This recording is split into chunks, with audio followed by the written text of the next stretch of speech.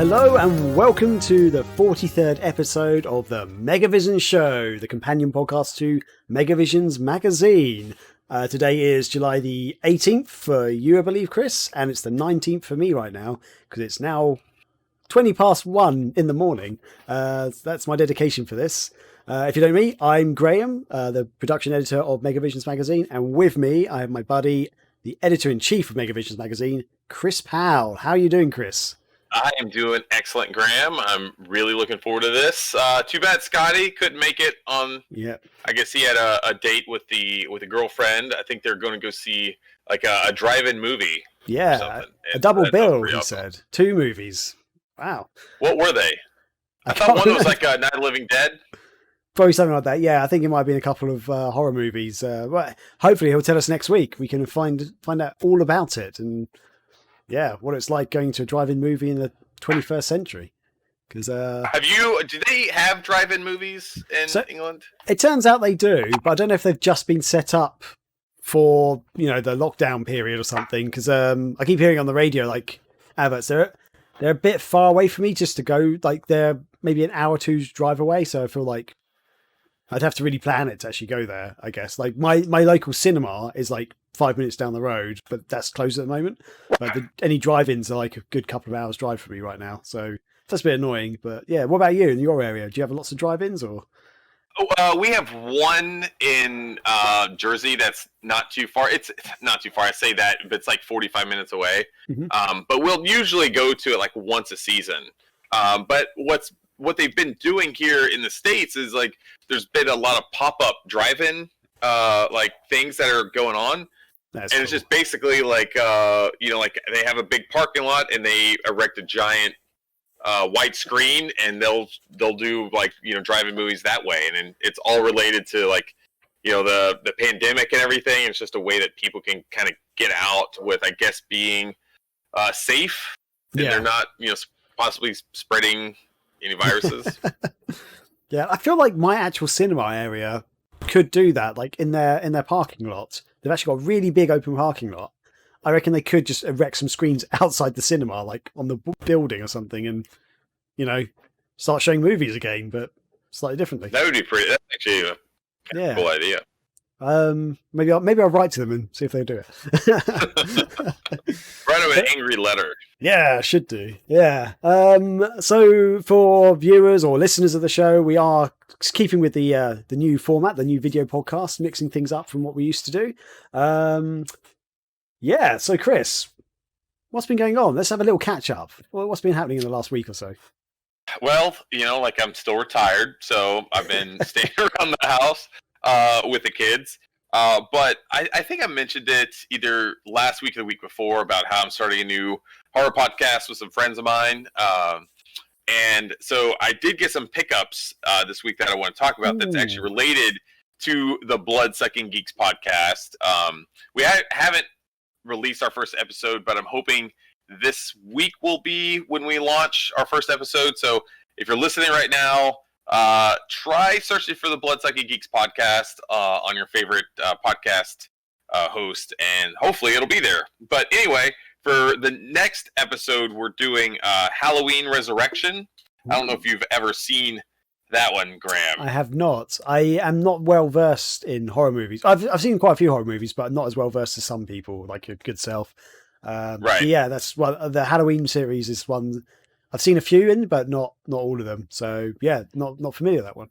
So I ended up picking up the VHS version of this. And so this is the one with Busta Rhymes in it. I don't know if you remember that.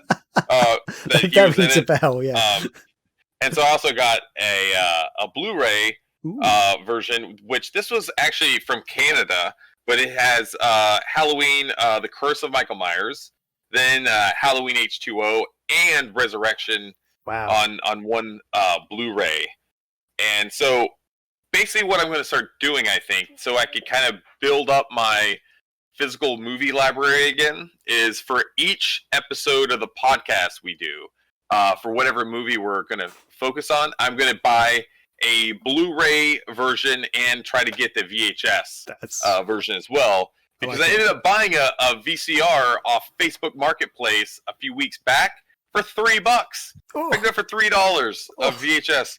And dude, the VHS tapes are so cheap right now. It's crazy. I bought a bundle of movies the other day for like $2, and it was like 15 movies in there.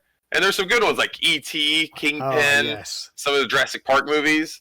And so if you want to just kind of find a cheap thing to collect these days that's still kind of pop culture and retro, VHS tapes are the way to go because they're super affordable and they're fun just to kind of go back and watch.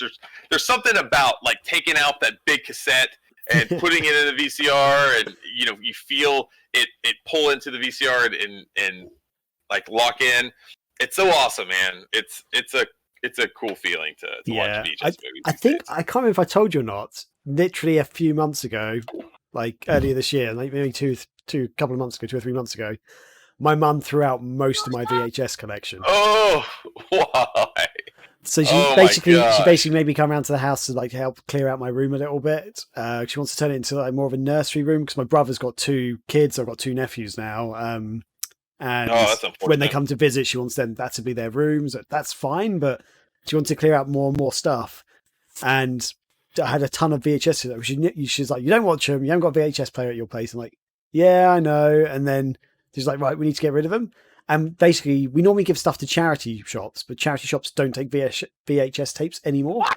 So she's like, you've got to throw them out. I'm like, oh man. I'm just like looking at it going, some of these are my favorite movies. But I've got no space here at all. I've got I do not like. I've barely got enough space if I get. I've got more games at my parents' house, and I can't physically can't fit them in this house. Oh my so gosh! This place is just too small. It's really annoying. And so she let me keep any Jackie Chan movies because I'm a massive Jackie Chan fan.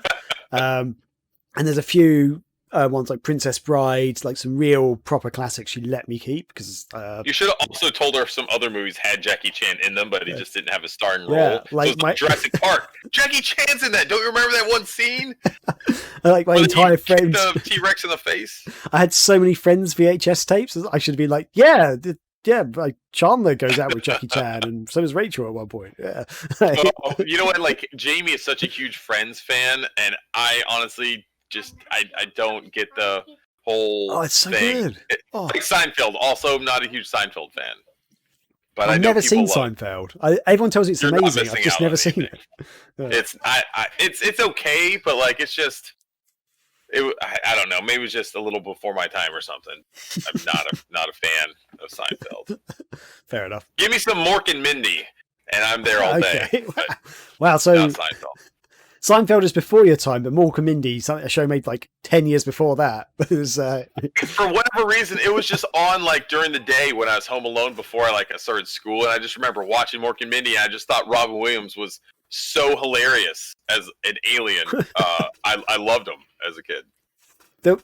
I remember the first few times I ever saw Mork and Mindy. I think I saw like 3 episodes at my friend's house with him and his sister. He was a friend from primary school or elementary school, as you say in America. Right. Like we were quite young, like maybe 8 or so, 8 or 9. And I remember meeting up with him a few years later. I wasn't that much older, maybe 16. So, but I remember meeting up with him, like bumping into him, like seeing his sister and stuff. I was like, I always think about you, both of you, like when I think about Robin Williams, because you guys introduced me to Mork and Mindy, and they both sat there and went, what?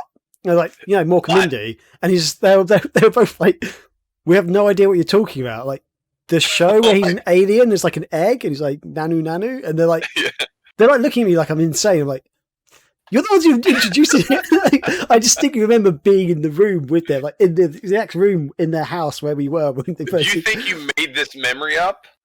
I don't understand how I could have. Like it was so weird. And they no memory of it. They swore they never even seen or heard of the show. I'm like, I bet you had some weird dream as a kid, and you thought that was actually a real thing that happened to you. Okay, I had a dream, but I managed to watch like 3 episodes and actually know the episodes in the dream. So, I don't know. It's so weird. But yeah, that was a weird Mork and Mindy conversation I had, and like I walked away from that thinking, "Am I going insane? Like, did I make that?" Like, I swear to God. What if also no one else knew or heard of Mork and Mindy in the world, and only It's like that one Beatles movie that came out yesterday. Ago. Yeah, I saw that quite recently. I really enjoyed that. That was a fun movie. Yeah. But I think there's some really cool things that you could branch off of, and that would be a funny one. Just no one else in the world has any memory of Mork and Mindy except you. And you go up and be like, Nanu, Nanu! And they're like, what?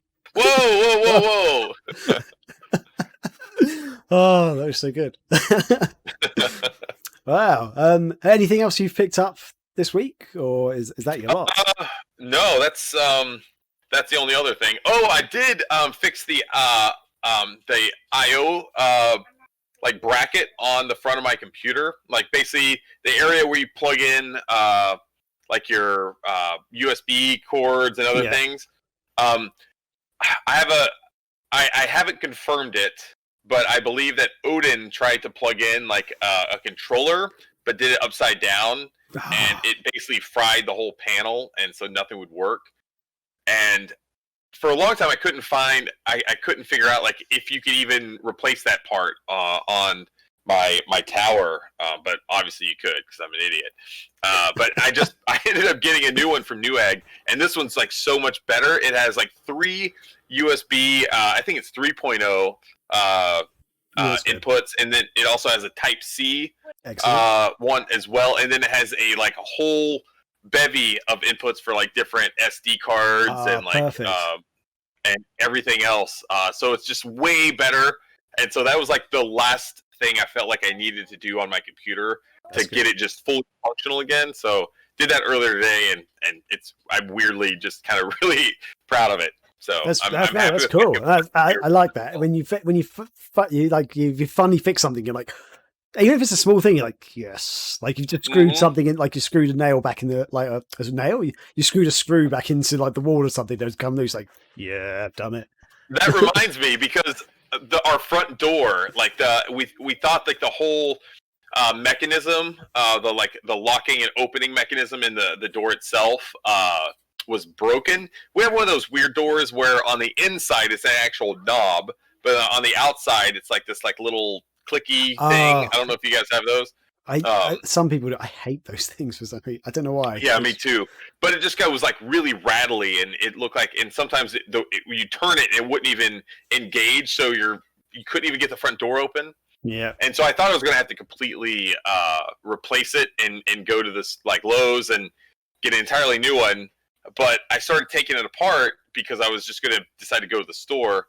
But I found out that I think I could fix it. Yeah. And then like Jamie came over and like saw what I was doing. She's like, "Oh my gosh, what are you doing? You should just go ahead and just buy a new one." But I ended up taking everything apart, putting it back together, and I completely fixed it.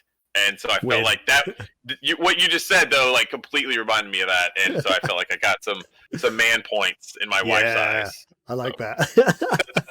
like when I first moved in here, we got a door to a cupboard in the hallway, but for some reason we got like a bit of carpet laid down along the hallway, and when you tried to open the door, it just wouldn't really. It's like really rubbing against the carpet. You could barely open it, and I took the whole door off and like started filing it down. Basically, it works though. It works. Oh, look at you fly devil. Yeah, but putting it, I did it all on my own, and like trying to screw it back on was a pain in the ass because I was like trying to line it up with because you had to lift it up slightly to actually, and then like I sort of start screwing it, and the whole door was like at one point it did fall down and scraped a bit of the wall off, so I had to plaster it over. I was like, yeah, nothing's happened here. Nothing's. Oh God. But don't touch it. Don't touch the wall. Yeah, don't lean on this spot here, please. Oh my God, that just reminded me. Like there was a moment when my brother and I were kids, and I had a pretty bad temper as a kid. And there was this one time I was probably maybe like 14. And my brother did something that made me really mad, and I just punched the wall, and I punched a hole in the wall. And we got so scared because we did not want my dad to find out because he'd kill us. So we hung a poster over the wall, and it stayed there for like 15 years. And there was one time when I was visiting my parents that they started taking a bunch of stuff out of the room because they're going to repaint it. And I just happened to be there the day that they took that one poster down. And my dad found out about the hole, and he got mad at me. Like he got got like really mad at me right then. I'm like, I did that 15 years ago. Like, you can't still be mad at that. Like, the whole, like, enough time has passed, even though you're just finding out about it now. You can't be mad at me. Like dude. I feel like there should be like some statute of limitations that you can find out someone did something to you in the past and still be mad about it. Because after that, it's like you should just get on with your life. Stop living in the past. Dude, basically the same thing happened to me, but with my door on my bedroom. Because I used to have a bit of a temper as a kid as well. Like I've got like no temper anymore at all. I'm like it's really weird. But yeah, I can't remember what happened, but I got really angry, and I've just punched like the door that's on the inside side of my bedroom as a kid, and I didn't expect it to, but my fist basically almost went all the way through the door. I was like, ugh. So yeah, I panicked, and I also did the same thing. I put a poster on the door, and then I think it was after I moved out, my mum decided to redecorate the room and paint the door, and she took it and say, "What's this?" I'm like, you're like, what did you do? I came back, she's like, oh yeah, I was decorating your room, and what's this? Like, I might have fallen over and accidentally put a phone in. I can't remember twice. But yeah, it's like for years I had a poster over the door. And oh, it's so funny. Yeah. But yeah. So what have you been doing? What have I been doing? So I think last week I mentioned about reviewing the Striker DC Dreamcast controller. Where is it? I had one. It's somewhere around. Oh, wait, I can grab it. It's just behind me. He already threw it away. There we go. So yeah, if you don't know the Striker DC controller, look at that beautiful thing. Yeah, made by Retro Fighters. It's newish. It's only been out for a couple of months now. Does that look like it feels very hollow? It feels hollow. What? I said that thing doesn't look like it'd feel very hollow. Oh no, it does not feel hollow. No, it's very well made. It basically feels like it could be a first-party controller, really. But I finished the review. I finished the video editing, which was good, and it is now live on the YouTubes. I actually still need to add the written review to the website, which I've written but haven't added to the website. So that will also be going up in the next day or two. But yeah, check out the review if you're interested in the Striker DC controller, whether it's good or bad. I feel like I did a reasonably comprehensive look at it. So yeah, no, I saw it. I thought you did a good job. I was a little worried at first that you weren't going to do a fighting game playthrough in the review. I was like, God, Graham, please do this. And thankfully you came through like you always do, Graham. So thanks, buddy. I was just being a little nervous Nelly, a worrywart. Yeah, so I was trying out for the audience. I was trying out various different games, different types of games that you might be playing on your Dreamcast. So yeah, Fighters is included, and as are platform games, and so yeah, some others. One mystery game at the end. Tune in till the very end because there's a secret Dreamcast game that you play. Yeah, right, that's right. The ultimate test, the best test ever, and. Yeah, so that's now live on the website. And other news, nothing really has happened in my life lately because I've just been working, boring. But I did pick up some stuff today. I actually ventured into town for the first time. I think I was like stuck in my house for 2 weeks or something. I haven't done anything for 2 weeks. But I actually ventured out and I was walking past a shop which used to be a retro game kind of store, like and geeky stuff. Then it changed into lots of geeky kind of like collectors stuff like Magic the Gathering and Pokemon stuff, which I'm not really into. I respect it, but I'm not into it at all. And my friend who loves Magic the Gathering says, oh no, they actually sell video games there now. I'm like, really? And as I was walking by, I was like, wait a second. So I stopped, turned around and like walked in. He's only allowing one customer in the shop at a time, and lucky there's no one in there. I actually spoke to the guy. I'd never met him before. I spoke to the guy. He's actually a high risk guy. So he's like, yeah, that's why I can only have one person at a time because I'm high risk. I'm like, okay, great. But yeah, they have some cool retro stuff. So I managed to pick up Buzz Lightyear of Star Command for the Sega Dreamcast. I've never owned that game. And yeah, to be honest, I was like, have I got this game or not? Because I've got Toy Story 2. So yeah, I was like, I've got Toy Story 2 or this one, and luckily I didn't have it. That's the American copy, though. It is the American copy, but luckily. There are ways you can play it on your Dreamcast. Right, because I was just wondering, it's like, because at first I thought that I didn't see the I hadn't seen the color of the logo, but I was just wondering if that's what you see in a lot of like resale shops in the UK, is like them kind of retrofitting these games into standard like CD jewel cases. Not really often, unless the original case is completely broken. But generally, I they're figured normally that's the case with a lot of the UK Dreamcast cases, because aren't they like really fragile? Oh yeah, I think they look really cool on the shelf. Like I don't know if you can see all the blue behind me. Oh yeah, yeah. So that I think they actually look quite cool, and like when you pull them out, they're actually really nice cases. But because they're kind of double cases, when you open them, they're so easy to break, and it's really frustrating. So yeah, the standard dual cases would have been cheaper for them to produce, and they work well. But yeah, so I've got the American version, the NTSC version. So I'm gonna have to test it out. It looks like it could be a fun little platformer. I think, like a little adventure game. I think one reason why they may have went with that thicker design is that what you see in a lot of like the European releases is the manuals would have all the different languages in them, right? And so like that's why in the UK, like your guys' manuals are super thick compared to ours, where it's just Only English.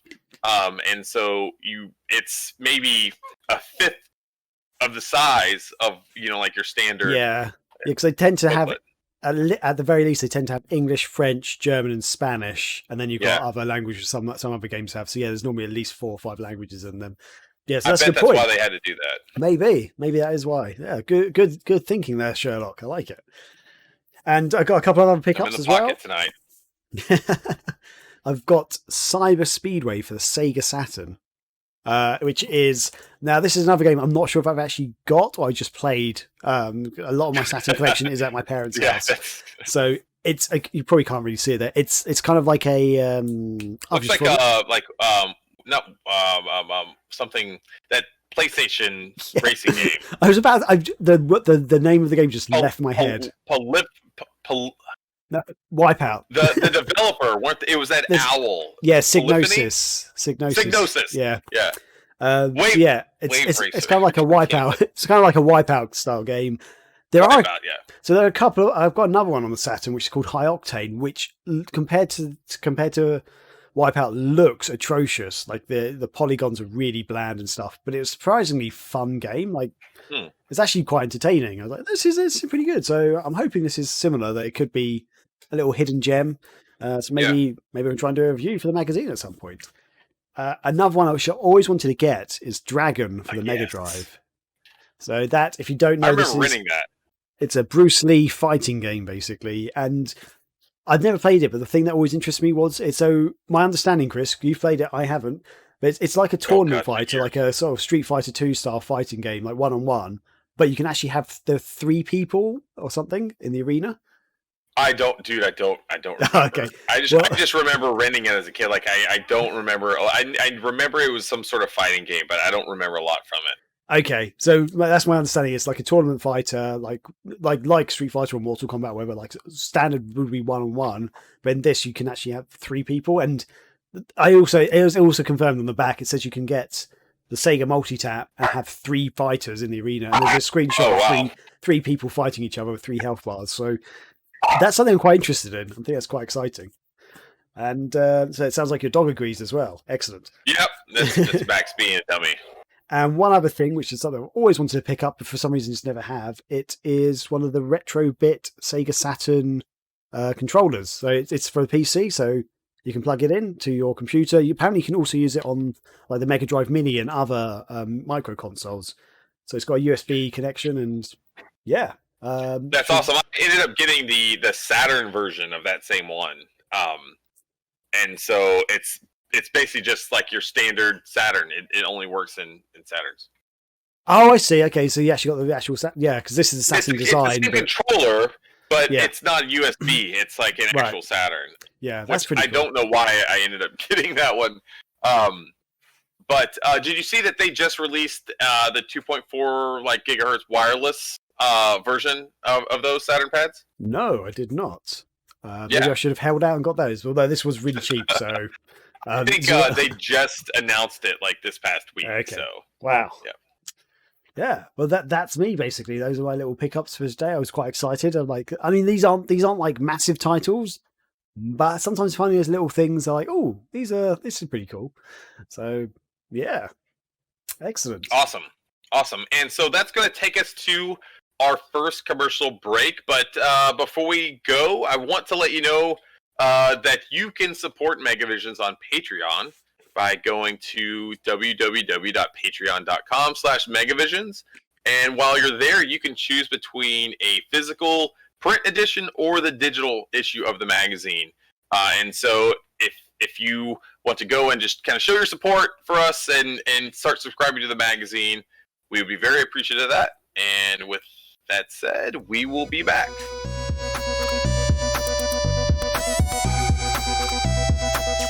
Now onto the mail sack, and unfortunately Scotty isn't with us today, but he has very kindly sent across some messages we've been sent, so I put it into my lovely mail sack.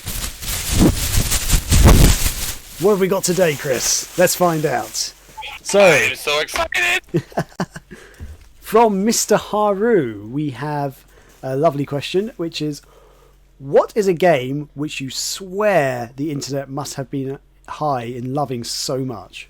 So, is there a game that everyone on the internet loved, but you were like, what? Oh, man. Huh. You know what? I'm wondering so much, I'm going to let you go first, Graham. Oh, no, because now I'm going to have to start wondering, because I was... oh, dear. Oh, yes, no, instantly. Crash Bandicoot. I still do not understand why everyone loves that franchise so much. Because, as I've said before on the show, okay, I can understand people might enjoy it a little bit, especially back in the day on the PlayStation 1, but all you did was like run in a straight line. There's so many better 3D games out there. There's better 2D platform games out there. I've never understood it. Like, I've never understood the love for it, just running forward and jumping, basically. It's like an endless runner, but with levels. It drives me nuts that everyone loves it so much. I think the character's cool. He seems fun, but I just didn't understand. I never understood I played the first 3 games. I briefly owned the first one on my original PlayStation, and I was like, I just don't understand it, guys. But that said, the other week we were looking at the new game that's coming out, and I thought that looked really cool. They added some new gameplay elements to that, which I thought actually looked fun. The style of the levels looked quite good. So I don't know, maybe I'm coming around to it. But yeah, the original ones, I just do not understand it. But I'm in the minority because everyone seems to bloody love that game. What about you, Chris? I'm going to say a game that is probably going to make a lot of people angry. Mine is Minecraft. Oh, okay.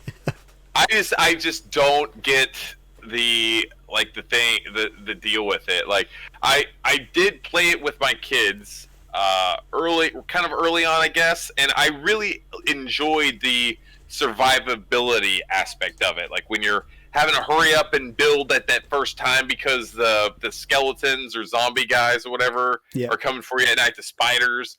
And so there's that aspect where you're having to work together with another player and you're trying to build and you're cooperating. That was really cool.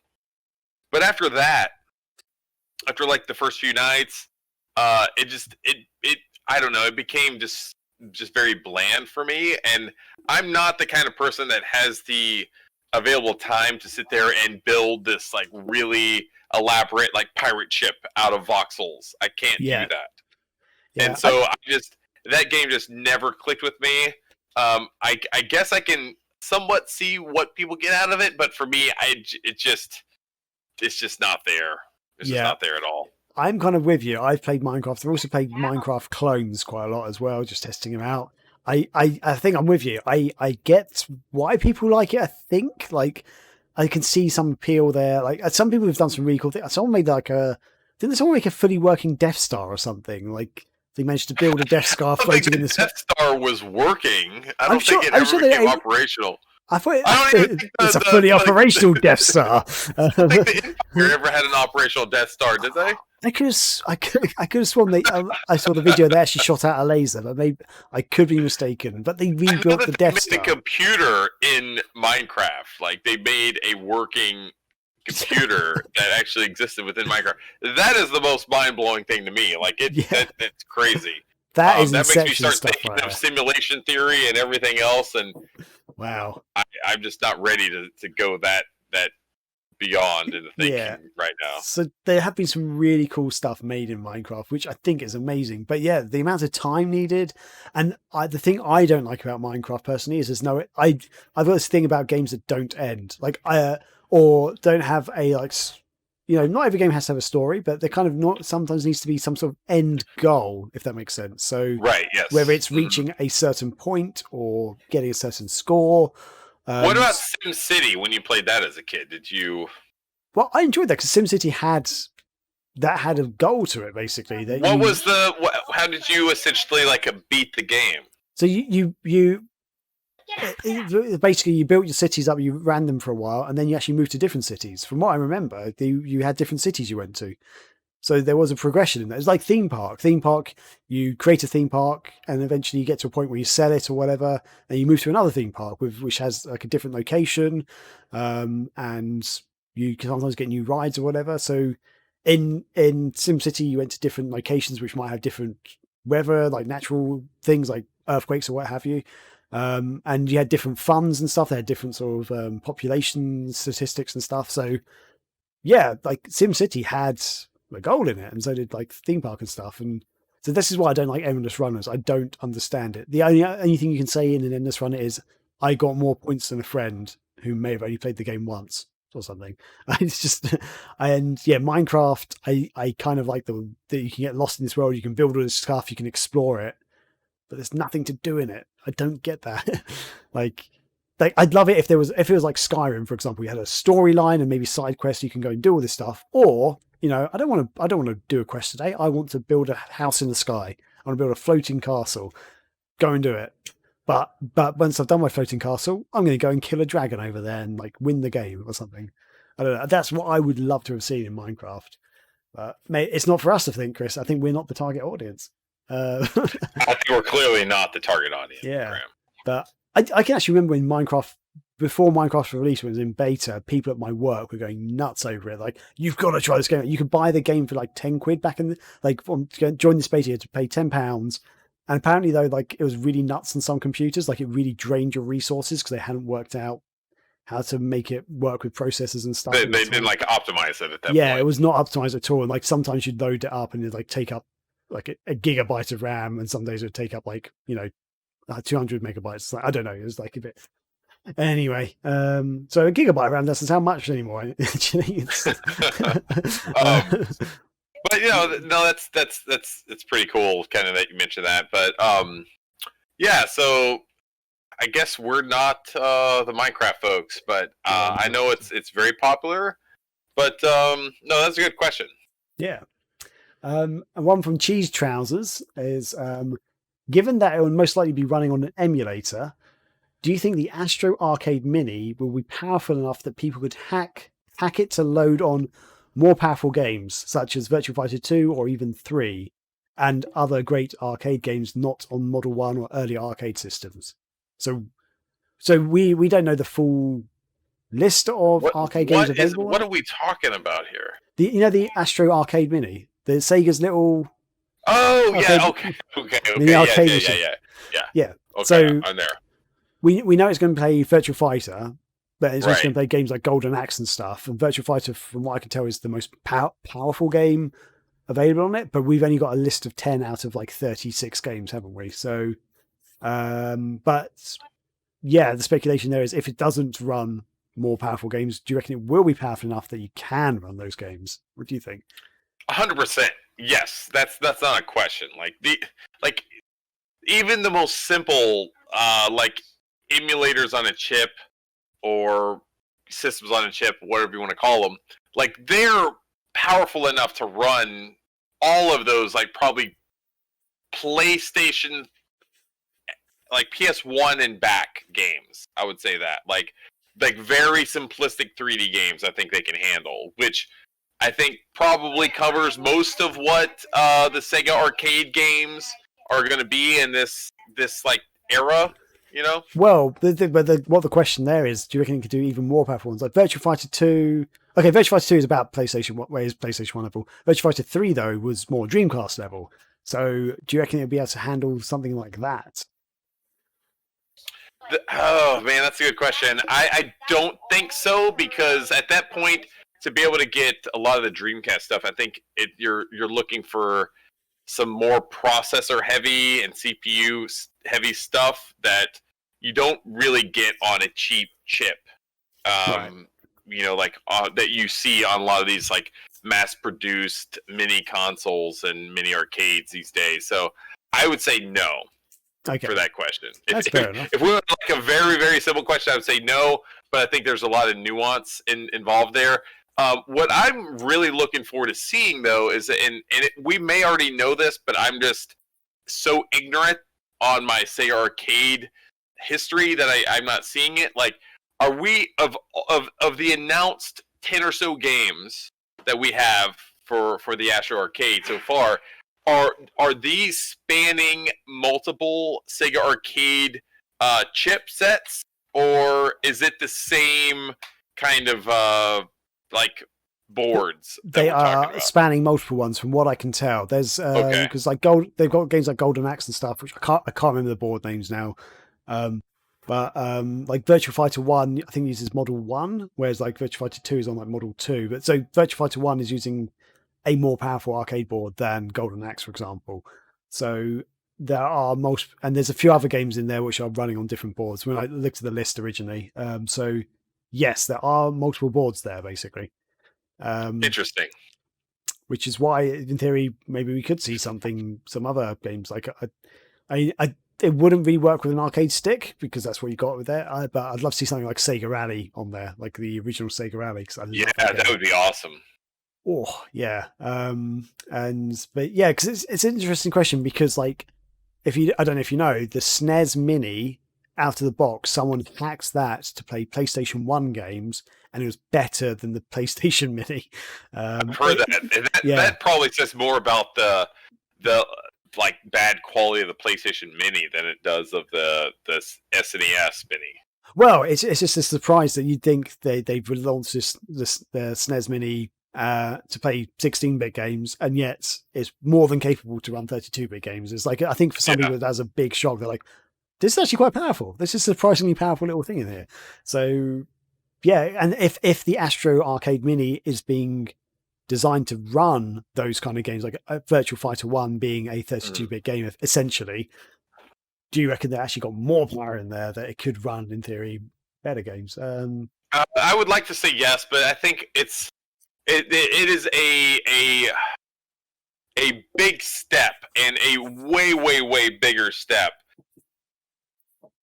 going from like 16-bit games to like early PS1 or whatever games like that we're talking about with the SNES Mini, than we are talking from going from like early PS1 era games to like Dreamcast level games. I think it's a much wider kind of like bridge that you got to cross to get across those. And so I just don't know if we're there yet for these like emulator on a chip type like systems. What about N64 games, Chris? Why would anyone ever want to fucking emulate N64 games? It's the worst system that's ever been released. It was an entire waste of time. Nintendo should be shut down for ever releasing that godforsaken system. I believe me and Rob would definitely argue against that. There's never been a good N64 game. Oh, good. So Mario 64. It's just, there you go. Oh, I hate Mario 64. How? I fucking hate it. It's not a good game. It's not a good game. It's a great game. I prefer it over Mario Odyssey. I'm sorry. Oh God. And Mario Sunshine and Mario Galaxy. Like, I'm saying it. I preferred that. I preferred Mario 64 over those. I've tried to like Mario 64, and I just don't like it. I need to go back and play it. The only games that I actually enjoyed playing on the Nintendo 64 were the wrestling games. Those are actually fun. Some of the early Mario Party games, I will admit. I had a lot of fun with my friends with that. But other than that, I just thought everything looked like it sucked ass on that system. Like, the textures look like you spread like shit with a cheese grater over polygons, and that's what you get. Just I different shades of shit. All I feel like we have very different eyes for some reason. I feel like to me the N64 looks great back in the day. Like oh my GoldenEye looked amazing. I remember my cousin and I, we rented a Nintendo 64 on launch week from Blockbuster. We had to like pay a ridiculous amount of money. We got Mario 64 and Pilot Wing 64 at launch, because those are literally the only two games that launch with the Nintendo 64. Worst launch lineup in the history of consoles. I will agree to that. They had like 2 or 3 games. It was terrible. It was 2 games. It was Mario 64 and Pilot Wing 64. We rented both of them. We literally played each. Like, we started playing Pilot Wings, and we're like, this game fucking sucks. This is so stupid. You literally just jump off a plane, just your base is so stupid. And then we started playing Mario 64, and I don't know, man. I just did not connect with that game. Oh wow! I from the very beginning, and I was there. I played it the launch week that it came out, and from that moment on, I just did not like it, and I've grown to dislike it even more ever since. Wow. Okay. Fuck you, Nintendo. I love that fiery passion. Oh dear. Okay, and next question is from our very own Scotty Mo, and it is: Teenage Mutant Ninja Turtles has never stopped, but was there ever an anthropomorphic team or show that you thought deserved to last as long? So is there another cartoon or show? I'm going to go down a rabbit hole here, and Scotty, this is your fault. So there was this cartoon show that came out after. It was directly related to the whole Ninja Turtles like craze. But and I've looked this up in the years since, and I've found it all, and I know that this is a real thing, and I'm not just making it up in my head. So there was this group of crime fighting like raptors or T-Rexes that when they're not fighting crime, they sang in a jazz like duet or like band. I vaguely remember this. And like a picture. They would get called after, like they would sing in their jazz band after hours. They'd get called to fight crime, and they would go and do it. And I loved it. It was so good, and I loved the scenes of them just. It was just a bunch of like raptors just jazzing it up, man, in a nightclub, and I loved that. I thought that was so good. Oh my god! Yeah. What was that, Graham? I can't remember what it was called. I could distinctly picture. Oh, we need to Google this right now. Crime fighting raptor cartoon? would that you think that might pull something up? Crime fighting raptor. I'm literally going to Google that cartoon, but I'm on Bing, so it's probably going to be. I wonder what porn's going to come up for that. The first thing, first thing is Cops. Nope. Street Sharks. Nope. The Adventures of T-Rex.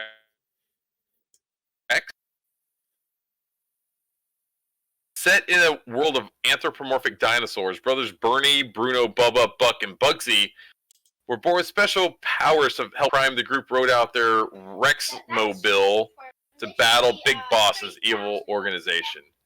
Oh, dude, wait. I think this is it. Graham, let me send this to you. Okay. Wait, let me share my screen. Better yet.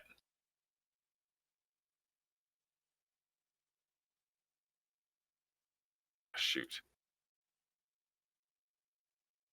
Does this ring a bell? Oh, that does look familiar, yeah. I think this is it. Look. What's it called? The Adventures of T-Rex. You remember this guy? Vaguely. Oh, so weird. It looks like this is definitely it. The Adventures of T-Rex. The complete series on Blu-ray. Oh, I'm gonna have to buy this. I can't pass up on that. But anyway, yeah. So that's me. Okay. Oh, our screens have just switched round. Is your video off? Your video is off. You're muted as well. So a Oh, shoe, sorry. right? No, I Oh, just stopped sharing my screen, so I guess okay, it cool, awesome. a little wild there. Yeah. Okay. One that has come to mind is I have to. Okay, I'm just gonna have to double check the actual name of it. So, yes, right. Have you? Do you remember Dog Tanyan and the Three Musker Hounds?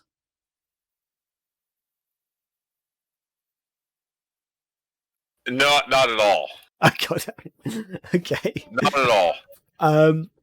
So it's based on the Three Musketeers, the old book by who who originally, I can't remember who actually originally created it. It's quite a famous person, but yeah, the tale of the Three Musketeers, yeah, Yes, of course. And they had hung out with like Merlin and stuff, right? And King Arthur. Sure, yes, they did. No, it's if you don't know, it's based on an old French book, and I can't remember who wrote it. It's a really famous book, but it's based on the Three Musketeers and D'Artagnan. D'Artagnan is the this young person who sort of joins the Musketeers, but Dogtagnan and the Three Musker Hounds is basically a cartoon version of that, where they're all dogs. Basically, I think there's some cats in it as well. But yeah, it's awesome. It's really good. It actually followed the story of the book quite closely. I think they made 2 or 3 seasons of it, but the first season was brilliant. It was amazing. It was so much fun. It's actually a really exciting show. And then the second season, they ruined it. They changed the animation slightly. They changed some of the actors' voices, and it just wasn't the same. And that's one of those shows that if they kept it going, like it's kind of how the first one was, I think it would have been a massive hit. It would have been so good. So that is one. Also, Samurai Pizza Cats. If you remember that one at all. That was actually, I think I do remember that. That was they. So it kind of sounds a tiny bit like the dinosaur one, where they have like dinosaur ones working as jazz musicians and they fight crime. Samurai Pizza Cats were cats that worked in a pizzeria, like a pizza takeaway joint, like a Pizza Hut, and they were also samurais and went on missions and killed and did cool things. It was great. It was a great cartoon. I'm thinking of great cartoons, like the raccoons. Can you remember the raccoons? I remember the koalas on Nickelodeon. I do not know that. Do not know that one. Oh dear. But yeah, so that'll do it for our mail sack. I'm going to have to package all this stuff up again. Yeah. Wrap it up. Wrap it up. Wrap that sack of yours. Toss it over to Scotty. And Kobe. And yeah, there we go. So that wraps up for that. So let's have a break and move on to the next segment. Oh, look at you with that transition.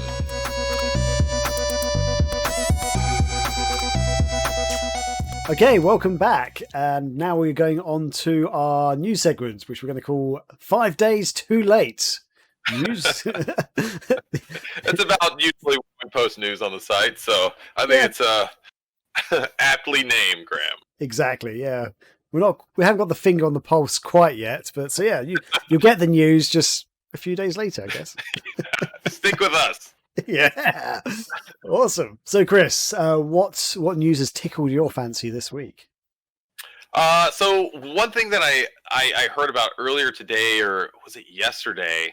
Were you aware of all the Last of Us 2 like controversy that has kind of been going on with that game since its release?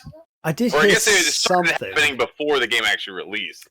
Yeah, I remember there's some sort of kind of thing about the game that sort of annoyed some fans or some gamers, and they start putting up bad reviews or something on Metacritic even before the game was launched or something. I don't know if they allow them to do it on Metacritic before the game is launched, but like I think what ends up happening with this one is like they started basically review bombing the game like right when it released, and so like they started putting it in within a few hours like after the game released, and so then it's obvious that those persons didn't actually play the game. Right. Yeah. and so they're submitting reviews based on that, and it's obviously like a fake review. And so it sounds like what Metacritic's going to do now is they're going to delay basically user reviews until 36 hours after the game has been released. Okay. To basically, the idea is, I guess you give a day and a half of time, so that the public, you guarantee that like whatever review gets submitted, that person should at least have enough time with that game to form an opinion. Okay. Versus just like if you allow user reviews to go live like the moment the game is released on that day, you could put up whatever, and it's obviously an uninformed opinion. It's guaranteed an uninformed opinion. Whereas at least if you give a day and a half afterwards, like you're hoping that the reviews that you do get at that time are genuine. And of course, you're probably still going to have some of the other, people trying to review bomb it, but at least, yes, yeah, I get the idea. I think it's actually not a bad idea. I almost feel though, like for user reviews, maybe even they gave it a week or 2 weeks. Like again, that's like for some, like if you're really ranting about, for whatever reason, you're ranting about a game and you haven't played it, you want to do a negative review. After a couple of weeks, I reckon you'd probably calm down a bit. But like you'd be like, I can't put it up straight away. You might, if you're really, really passionate, come back in 2 weeks and do it. Otherwise, you probably forget about it. You move on. So I feel like it would be even better because like not everyone buys games on launch day. So if they're putting up, proper official reviews, from credible websites and stuff are going on Metacritic, going, IGN or whoever have put 9 out of 10. People who are interested in buying it will then use Metacritic. Because I don't use Metacritic as a reliable source because it's not reliable. People put up crazy reviews all the time and stuff. But if they did that, I could say, all the critics are saying this is a great game. I will check it out. And then maybe after 2 weeks though, like people can see, like people who are late to the game, they'll start seeing user reviews come on, and there could be some that are some like users who have played the game and go, actually, it's not a great game, or if vice versa, it could be like users who played it and go, this game's really good. I don't know what the other reviewers are talking about. So I almost feel having like a slightly longer period would actually be better. Although maybe I'm just crazy. So you think 36 hours is not enough? You want to go more? Yeah, I feel like that's a blip. That's like, the game's launched today. Okay, tomorrow I'll post up my negative review. Screw it. I can wait I know it's 36 hours, but effectively a day and a half. Yeah, I can wait a day and a half and just post up a bad review because I'm mad for whatever reason. So you think giving it a week, that anger will subside no matter what? Yeah, maybe a couple of weeks. Yeah, I reckon anyone who's really passionate will still do it. Like even if you gave it a year, someone who's just really angry about Last of Us 2, they will go on and go, right, 0. But some people probably forget. It's one of those things that like people get mad about stuff all the time, and it's fine. People get mad. That's fine to be mad and angry about stuff. But yeah, some people then just use that anger in like I guess a negative way, which can affect. Sometimes these bad review scores can really affect sales. They can affect like how a developer's treated in like the games industry. Like, companies will say, your last game bombed. We're going to have to axe this studio for whatever reason. That's happened plenty of times in the past. So, there is a knock-on effect with these things. But I don't want to say take user reviews away completely because I think like Rotten Tomatoes and things like that have proven that user reviews can be really helpful sometimes. So, yeah, I think keep the user reviews, but maybe even have a longer delay. I don't know. Do you disagree, Chris, or are you kind of on board? I think what they are doing, I think 36 hours is fine. Okay. I think as long as you're saying like you get a day and a half to play this game and then submit your review that way, and I think that's fine. I think probably there's a lot of people mad about this and saying that it's somehow stifling freedom of speech and that sort of stuff. And to that, I would say I'm there with you on the freedom of speech thing, 100%. But this is not that an instance of restricting freedom of speech. Yeah, I think this is at most delaying your freedom of speech, but I think at its like the most like realistic, it's just ensuring that the users who are submitting reviews have at least the opportunity for a informed opinion.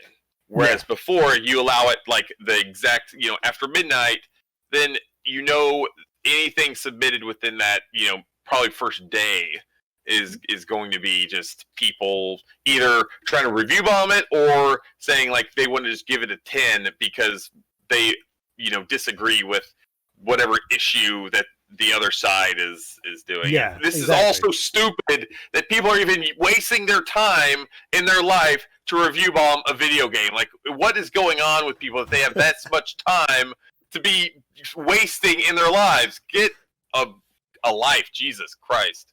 Yeah, the reason they're doing it makes complete sense to me. As you say, actually, you could. I mean, most people probably wouldn't complete a game in that time, but they'd have a decent amount of time if they really want to sit down and play that game on the first day, and they will crack through it. Then, more informed opinions, hopefully. But yeah, I as I say, I still think they can have a longer waiting time, and I don't necessarily agree with the freedom of speech thing. If they were to cut user reviews completely, yes. I guess that is kind of an infringement of freedom of speech, but freedom of speech isn't really meant to be about, reviewing video games and stuff. I guess that's not what the founding fathers were thinking when they wrote that. They were talking about like one day people want to talk about video games and they should be able to say whatever they want about them. Yeah. Oh dear. And if for some reason you're not liking that, just go on Facebook and go, Last of Us 2 sucks. People, you've got friends, you've got your closer network of people who might actually listen to you. Will see you put it on Facebook or Twitter or other social media platforms are available. That's right. Yeah. So yeah, that's. What about you, Graham? What about me? What's going on in my world? So my first bit of news I'm going to talk about is, I don't know if you've seen this. I'm quite excited by it for no reason because it's kind of cool, but it's more of a fun collector's thing.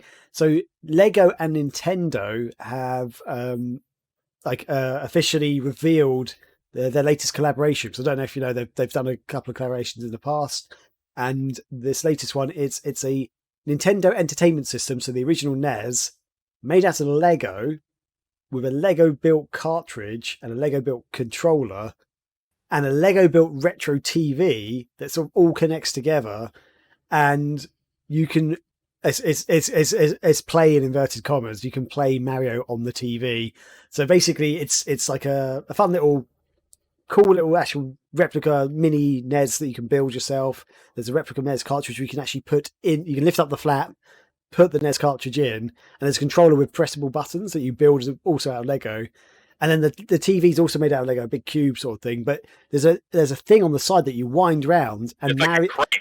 It's like a crank, yeah. And Mario like moves along on the screen, and like it's the most adorable thing I've ever seen. Yeah, and if you've got the previous Lego Nintendo thing, there's like this little Mario thing. I can't. It's called like the Lego. That's it. The Super Mario Starter Course. Yeah, it was that weird like fat Mario. Like really fat looking Mario. Yeah, it's a really weird, sort of chubby, squished Mario character. But it's called the Super Mario Starter Course, which is the previous one. You take that Mario and put him on the TV as a slot that he can stick into. Apparently, he like does stuff while you're going along with the TV. So you're not really playing the game, just winding this crank. And you see Mario sort of move along, going up and down. It's kind of cool. But yeah, so it's a fun collector's item, I think, and fun to play with. And you get the joy of building it, and you get the joy of messing around with it afterwards. And it looks cool on the shelf. But I think it's pretty cool. I don't know if you saw my quote tweet on this announcement. I did not.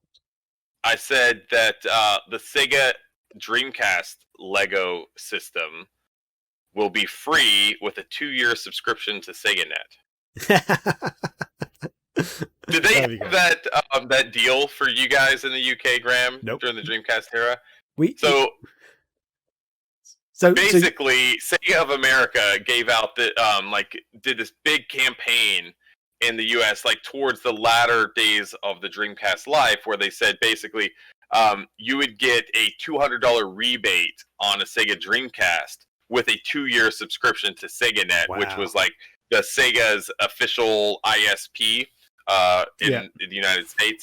Did they not have that in the UK? They did not. We had, I forgot what ours was called now. I've got a browser disc on the shelf. I can't remember what it was called, but basically, we didn't have to pay for online gameplay in the Europe. It was all free. So that's the beauty. So we Wait, didn't have to what? pay. We had free. The Dreamcast had free internet. We played Fantasy Star Online and Quake and stuff. We didn't have to pay for that. It was all free. Depending on your ISP. Well, okay, so yeah, so an ISP that gave away free service, internet service. So the ISP. Wait a second. Hold on. No, it was free. It's completely free. Sorry, my brain. You have to pay because it was like back in dial-up days. You had to pay for the phone usage you had. Although, if you were on BT, which is the main provider in the UK, you could have an hour free up to like 59 or 60 minutes was free phone calls, and then basically then you'd get charged. So most people would like play online for like 59 minutes, unplug, then replug in, and like basically they had free internet. So. Yeah, and there's only certain times you could do that, I think. But you basically, I remember just playing online for free back in the day. It was great. So yeah, there were ISPs on computer that you had to pay free ISP services in the United States as well. There was the most famous one was Net Zero. I don't know that one. So yeah, they basically tried. I think they tried to like subsidize the cost or whatever through ads. Stuff. So you'd be like your browser where you're, surfing the net, whatever. You'd have areas in that where there was like static ads and things like that would be delivered to you. So that's how they ended up, being able to provide you like a free internet service. So, okay, fair Juno enough. was another one. I think I've heard of Juno. Yeah, I've heard of that. So. Yeah, I mean, I was just trying to see if I had the old disc, but yeah, we had the Dream. That was it. We had the Dream on. I think it was Dream. I can't remember. Dream Arena. Was it Dream Arena? I can't remember. Dream Arena. Yes, that's the thing. Yep. So that was, I believe, that was the browser disc you had to put in your Dreamcast. I can't. This has been so long since I've done this. That was the browser disc you put in when you wanted to use the internet. So boot up. But yeah, the ISP because you could use that to also check your email, and I think it did have some sort of like search engine or something that you could use. Yeah. And it also had the web browser and stuff. Yeah. So yeah, and wasn't there a bit with Sega News and stuff on it too, like some sort of homepage that would open up that would. Yeah, they had like an official Sega homepage thing that opened up with latest news, and I vaguely remember it had like links to some like Dreamcast sort of downloads and stuff. Like I know you could go through the Sonic Adventure disc to download VMU like updates, like the Christmas update and stuff. But I think you could also had links to that as well from the. Vaguely, I remember that like it had bits of new information and news there, which is kind of cool. But yeah, man, I would do anything to go back to those days to be able to just like check that out, like as it happened. That's so cool. Yeah, it was awesome. But yeah, so yeah, I just remember because my dad wouldn't pay for internet, so I had a free ISP. I think mine was called Mad as a Fish. That was it. What was it? Mad as a Fish. That was the internet service provider I actually used. They were free to use. I know there were ones you could pay for, but most people I know had free ones, so we could play on the Dreamcast for free. It was great. But that's awesome. Arguably, you had better service. You had a faster modem built into your Dreamcast. We had a 33K modem. You had a 56K. Whew, yeah. Lightning fast. Look at that. But yeah, so wow, we really went off topic there from Lego to Dreamcast internet browsing. To Dreamcast ISPs. Okay. Not only you get the news late, you get it off on a tangent. I love it. Yeah. You get some news like 20 years late. Yeah. Did you know the Dreamcast is online? What? Yeah. Did you know that Sega discontinued the Dreamcast, Graham? What? They're not making the Dreamcast anymore. You didn't hear about that? You have all those games back there and you didn't even know? That's a sad day. It's a sad day. Man, imagine if I was finding that out. Let's go on to the next bit of news. Mm-hmm. Yeah, Chris, what is your next bit of news? Speaking of sad news, Graham, did you hear that Microsoft has officially discontinued the Xbox One X and the Xbox One S digital edition? Yeah, I did find. I actually found out today, to be honest. Though, yeah, Here's that's Microsoft's full statement about this. do it. They say, at Xbox, we're making massive investments to forge the future of gaming, a future that puts the player at the center of the Xbox experience. We continue to build great games for Xbox One. We continue to build out Game Pass, now with more than 10 million members across Xbox console and PC. We're previewing Project xCloud in 15 countries so gamers can play games with their friends on any device, and we're working hard on the next generation of console gaming with Xbox Series X, the fastest, most powerful console we've ever built, which includes backward compatibility with thousands of Xbox games and all Xbox One accessories. As we ramp into the future with Xbox Series X, we're taking the natural step of stopping production on Xbox One X and Xbox One S All Digital Edition. Xbox One S will continue to be manufactured and sold globally. Gamers can check their local retailers for more details on Xbox One hardware availability. Wow. Woo. Ooh, that was a mouthful right there. Yeah. I guess it makes sense though. Most companies don't normally announce this or do this straight away, but before the next console's out. But yeah, it kind of makes sense they're going to lower production and stop production on certain models of their console. Because it used to be back in the day though, they'd only have one model that they're developing. Like even they had the PlayStation 2, but then they made the PlayStation 2 Slim. But the PlayStation 2 Slim was the main one they were manufacturing at that point. Right. Whereas they basically stopped manufacturing the OG the PlayStation and fully just went on to the next version. Yeah, exactly. But with Xbox and I guess PS4 as well, like Xbox, we had the OG Xbox One, and then you got the Xbox One S, the Xbox One X, the Xbox One S Digital Edition. So there were 4 variations. Jeez, crazy. And so yeah, it's a bit nuts. And then PlayStation 4's had two editions, I think, maybe. Yeah, I think they just have the base PS4 and PS4 Pro. Yeah. Oh, did they do a PS4 Slim as well? Am I going crazy on that? I think you're going crazy. Maybe I'm going crazy. Yeah. They did the PS3 Slim. Don't give them any ideas, Graham. They'll do it. Sony, they're batshit crazy. It kind of makes sense. It's and I guess the Xbox One X probably hasn't sold as well as they wanted to, but that is more expensive for them to manufacture because it is a more powerful system. But I guess the Xbox One S is a little bit cheaper, but I guess that's been more successful and selling quite well. So it makes sense for them not to stop that right now, at least. But it's going to be their budget system, like going forward. Like if they want to, target that customer who is interested in buying an Xbox but just doesn't have the money to spend on the Xbox Series X, which is probably going to be about $400 coming out, they'll be able to have this, this Series S version, or Xbox One S version, where that's gonna be their budget game system that's still tied into the same ecosystem. And so, like, they could probably price this at like $150 or cheaper.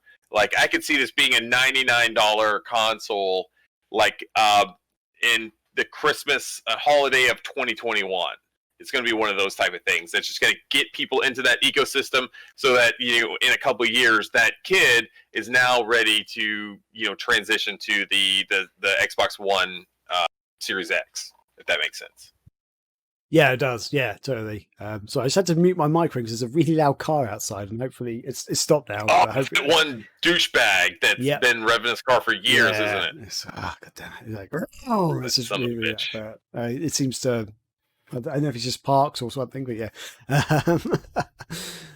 Chris swearing there with his kid in the room. Yeah, he just like pitched my arm. He's like, oh, yeah. Like, oops. Hold on, Odin. Yep. I'm sorry.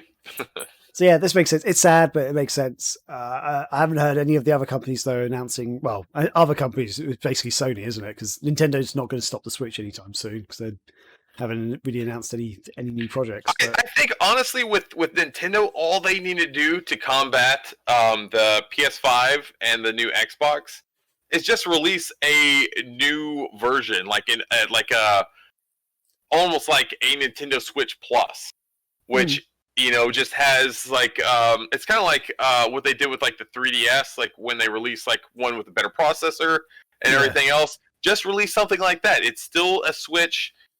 Games will still be completely playable on both systems, but this is just something that can give developers more to work with. Like maybe it has more RAM, faster processor, maybe a little bit more storage. That's all they need to do. Like, because they are sitting on a gold mine with the Switch. So don't mess it up. You don't have to do anything crazy, but just I do think they need a new iteration and the next evolution of the Switch, if that makes any sense. Yeah, I feel the same. I guess I guess they maybe feel they don't need to, because the Switch is never like. I mean, the Switch does look lovely. The visuals on it look amazing, but it's never been as powerful as the Xbox One or the PS4. And it hasn't needed to be. Yeah, that's the thing. It hasn't needed to be. They've got the graphics to a level that it looks beautiful still. The games are running really well. It's playing some games that are on the other consoles, like Skyrim. I know Skyrim's Doom, but yeah, Witcher and stuff. The Witcher, that one is, to me, one of the most impressive ones, because that game is massive. Yeah, exactly. So it's got these massive open world, impressive games on it and stuff. So they haven't really needed to. I mean, yes, it's not as powerful, and they probably can't do some of the other games which the Xbox and PS4 can do, but they have, yeah, as you say, they haven't needed to. So they maybe feel like even with the new consoles coming out, they probably don't need to, because the games they're making still look good. They're fun. They're appealing to their target audience. But personally, as a gamer, I would love to see a more powerful Switch out there. Like, I would love to be playing some like even better games, like on a handheld or what have you. Dude, all they have to do is put up the ad and just some like mock-ups of the next Zelda game that is even has like better graphics, more fidelity, like, and that's all they have to do. Or like a next gen Mario, or just something like that. And dude, it'll have every gamer like running to their local Target to throw money and pick up the Switch Plus. Yeah, definitely. And that just on this subject very quickly, what did you think of the I've just forgot what it's called, the Switch that doesn't have the movable controllers? I don't know. Switch Lite, or whatever it's called. Yeah, the Switch Lite. Caitlin has one. And like I think it's fine. It makes total sense to make that your kind of I guess it's kind of like the next iteration of the Nintendo handheld systems. And so I think it makes sense to keep that like ecosystem the same. Like it just it's an extension of the Switch kind of like brand, but it's geared toward more people that want to play like on a handheld device. But yeah, see, to me, it just makes no sense. The Switch is a handheld device, but they can also plug into a large TV, take the controllers out. You can take it. I can take it to a friend's house. We can both play a game together. We both play Mario Kart together with the Switch.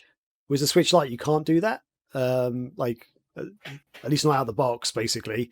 And yeah, I think I don't see why it would have been. I guarantee you, they could have easily made it to where you could play.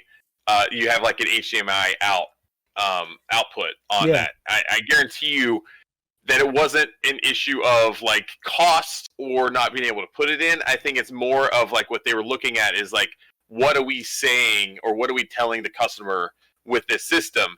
And if it wasn't different enough that if its only difference, I should say, was that it doesn't have removable Joy-Cons, then you're looking at a system that is like really just like less versatile than the system that it's trying to replace. So I think they strip that feature out to make you focus as like this is a handheld. So yeah, I still think that was, I don't know. I just don't think it was a great idea. Personally, to me, as I say, the Switch works as a handheld. It is a handheld, but it can also do the other things. The Switch Lite just makes no sense. The only reason I can see people really, really bought it was it's a bit cheaper, and they did the cool different releases. Like a friend of mine, she bought the Switch Lite. She specifically went for the Switch Lite over the normal Switch because they released a special Pokemon edition one. And she's like, I've got to get that. She loves Pokemon. And she's like, if they did a normal Switch in that with that Pokemon style, I would have got that. And I'm like, why don't you just get the normal Switch? Like, yeah, but I love Pokemon. I'm like, okay, I'm not going to argue with you. Just like the thing is, you're describing your average Nintendo fan that they will buy like whatever Nintendo puts out. So the thing is, Nintendo, all they needed is just because they have a very predictable like hardware phase these days. Like they'll put out the first iteration, and usually the second one will be like a slimmed down version of whatever that next thing is. And then sometimes if it's a handheld, then it's going to be a bigger version of it after that. But then they just continue to do the same, type of thing with their hardware as that generation kind of continues to mature. And I think it makes perfect sense, for them at least. And so I think what you're seeing with the Switch is just that, like deliberate plan for how Nintendo deals with its hardware. You're seeing, like the Switch has been out like over 3 years or so now. And so that now. Yeah, it's crazy. So it's kind of surprising that we're just now getting the next iteration, or I guess within the last year. And so you're seeing that now. And so what I think what we're going to be seeing in the next year or so is like the Switch Plus, where that basically just has it slims the gap, I should say, between it and your Xbox and PlayStation consoles. Yeah. Okay. Yeah. Not necessarily saying it's going to compete with the PS5 and the Series X or whatever, because it's not. But it's just at least that margin is measurably less than what it would otherwise, and it's going to get all the Nintendo fanboys to buy another piece of hardware. Yeah. Awesome. Yeah, not dissing the Switch because I love my Switch, but yeah, it's just one of those things, and that could be a whole conversation for another show. I think we could probably hold it. Let's leave it there for now. Okay. Moving on to this is actually my last bit of news is actually another Xbox news, and it kind of ties in with the Switch in a way a little bit. Okay. So, you touched on it. I should have actually probably read your bit of news first. I didn't actually read yours fully, and I didn't see they mention about previewing Project xCloud. Now, do you know much about Project xCloud? I know that it basically is I guess kind of like a streaming thing where you can basically stream your Xbox to your phone, but you can also have like basically turn your phone into a extension of your Xbox, right? So that's not entirely it. You're kind of along the right lines there. So basically, the bit of news is Project xCloud now has a release date. And one of the other big bits of news is that it will be free with Xbox Pass Ultimate, Game Pass Ultimate. So if you subscribe to that, you actually get free, that service for free, basically. And they are trialing it in a few countries, which is what they sort of mentioned in your bit of news that you mentioned earlier. They haven't confirmed all those countries yet, but it's speculated. America, obviously, they're talking about the UK, most of mainland Europe, and some other parts of the world, maybe Australia, for example. But yeah, so they're currently still trialing it, but they've actually got a launch date, which I can't find now. Where's it gone? Oh no! I've just lost it. Oh, do you know what? This is stupid. They didn't actually have they've confirmed date. They just said later this year. Sorry. So apologies there. I read it earlier and I was like, oh, launch date. And then now I'm looking at it. It's like, yeah, sometime this year. Brilliant. So yeah, it's hasn't got the firm release date, but it's in fact, it says September now. Sorry. I've just reread it again. It actually says September. My God. Wow. This is bad. Yeah. So I'm having to reread this 4 times. Arriving in September. So later this year, September. Brilliant. So, yeah. So, but to touch on the actual, what it is kind of, it's basically going to be a proper cloud streaming service for, basically playing Xbox One or Xbox One and Xbox Series X games on your phone. So they are trialing something very similar to what you said, which I've actually used, which does stream directly from your Xbox to your phone. And that works really well. I was playing quite a few games on my phone. I was like playing Skyrim on my phone. I was like, this is amazing. I had like a special clip for my Xbox One controller clipped on my phone and just sitting there going, this is awesome. Because like, yeah, I was having a lot of fun with that. But yeah, Project xCloud is meant to be a proper full-on cloud streaming service. So it's making Xbox One games available on a handheld, which is why I said it kind of ties a little bit in with the Switch in a way, because it's almost like, even though Microsoft is not developing its own handheld system, you basically have a handheld system in your pocket now, basically, that you can play Xbox One and Xbox Series X games on. They've said that so it plays over Wi-Fi at the moment, so you do need Wi-Fi. But they sort of said that you need to have a stable internet connection, but it doesn't necessarily need to be too fast. So they said it can run between 7 to 10 megabytes a second. And for like an FYI, Netflix for standard definition quality on Netflix is normally about 5 to 6 megabytes a second. So it's only a little bit higher than that, basically, what you need to run it. How fast are free internet service providers these days? I have to find out how much. Do they still offer free internet over there? Yeah, mad as a fish. Let's find out. There could be. I wonder if they're still going. That'd be amazing if they are. That's so good. Yeah, but yeah. What are they called? Sorry, what was that? I said, what were they called again? Mad as a fish. Okay, I think I called them what is a fish or something. That's even better. I prefer it. Oh dear. Yeah, and from what I'm reading as well, they will be also PC games like they're on Xbox Game Pass Ultimate that will be streaming, but most of those games are actually also on Xbox anyway. But yeah, essentially what they've set up is the processing power. They've actually got servers with built-in Xbox gubbins, basically the actual components from Xboxes to help run these games. So they're not. I think they also said they're going to be replacing those with Xbox One X versions as well.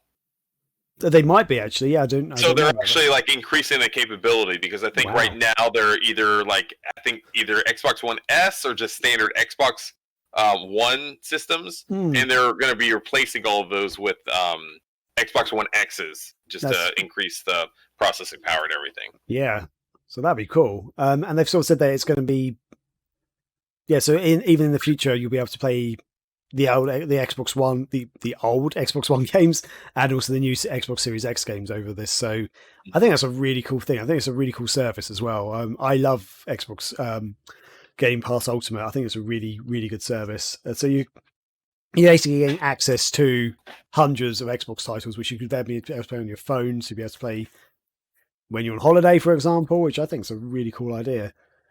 So that's kind of what we wanted with OnLive, if you remember OnLive back in the day. Oh, do I, Graham? Oh, yes. So it's cool. So maybe Nintendo might need to step up their game with the Switch. If you're able to play Xbox games on your phone or your tablet, it's going to be available on Android. I believe also Android and Apple devices as well. So, yeah. Putting all the bags in the court. And I think also Windows tablets as well. I hope so any but yeah. No, they're not going to do Windows tablets, Graham. No one cares about Windows tablets. Everyone anymore. loves a Window tablet. God damn it. Oh my God. Just have to play with You just start a Window tablet blog. I think I will do. That's so good. All right. With that said, we're going to jump into our next commercial break. But before we do that, I just want to give a little shout out to the Megavision's Twitch channel, because Graham, did you know that we stream almost every single weekday on Twitch these days? Every day? Almost every single day. Almost every day. I didn't actually know that. I knew it was most days, but I didn't know it was almost. It's only one day a week, but it's almost every day. Ooh, that's good. Yeah. That's just a joke. We're actually streaming Monday, Tuesday, Wednesday, and Thursday. And so for this week, we have TJ, who's going to be streaming Phantasy Star Online 2, which he does every Monday.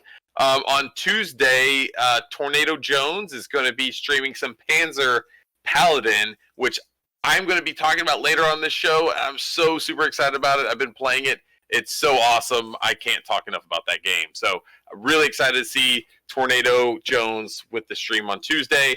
And then on Wednesday, Scotty Moe is going to be streaming Knuckles Adventure in Sonic 3, which Sonic games always bring the views. I'll say that. That's the one good thing. And then we're also going to still have a Thursday Night Throwdown with hosted by Tornado Jones and the rest of the Megavisions crew.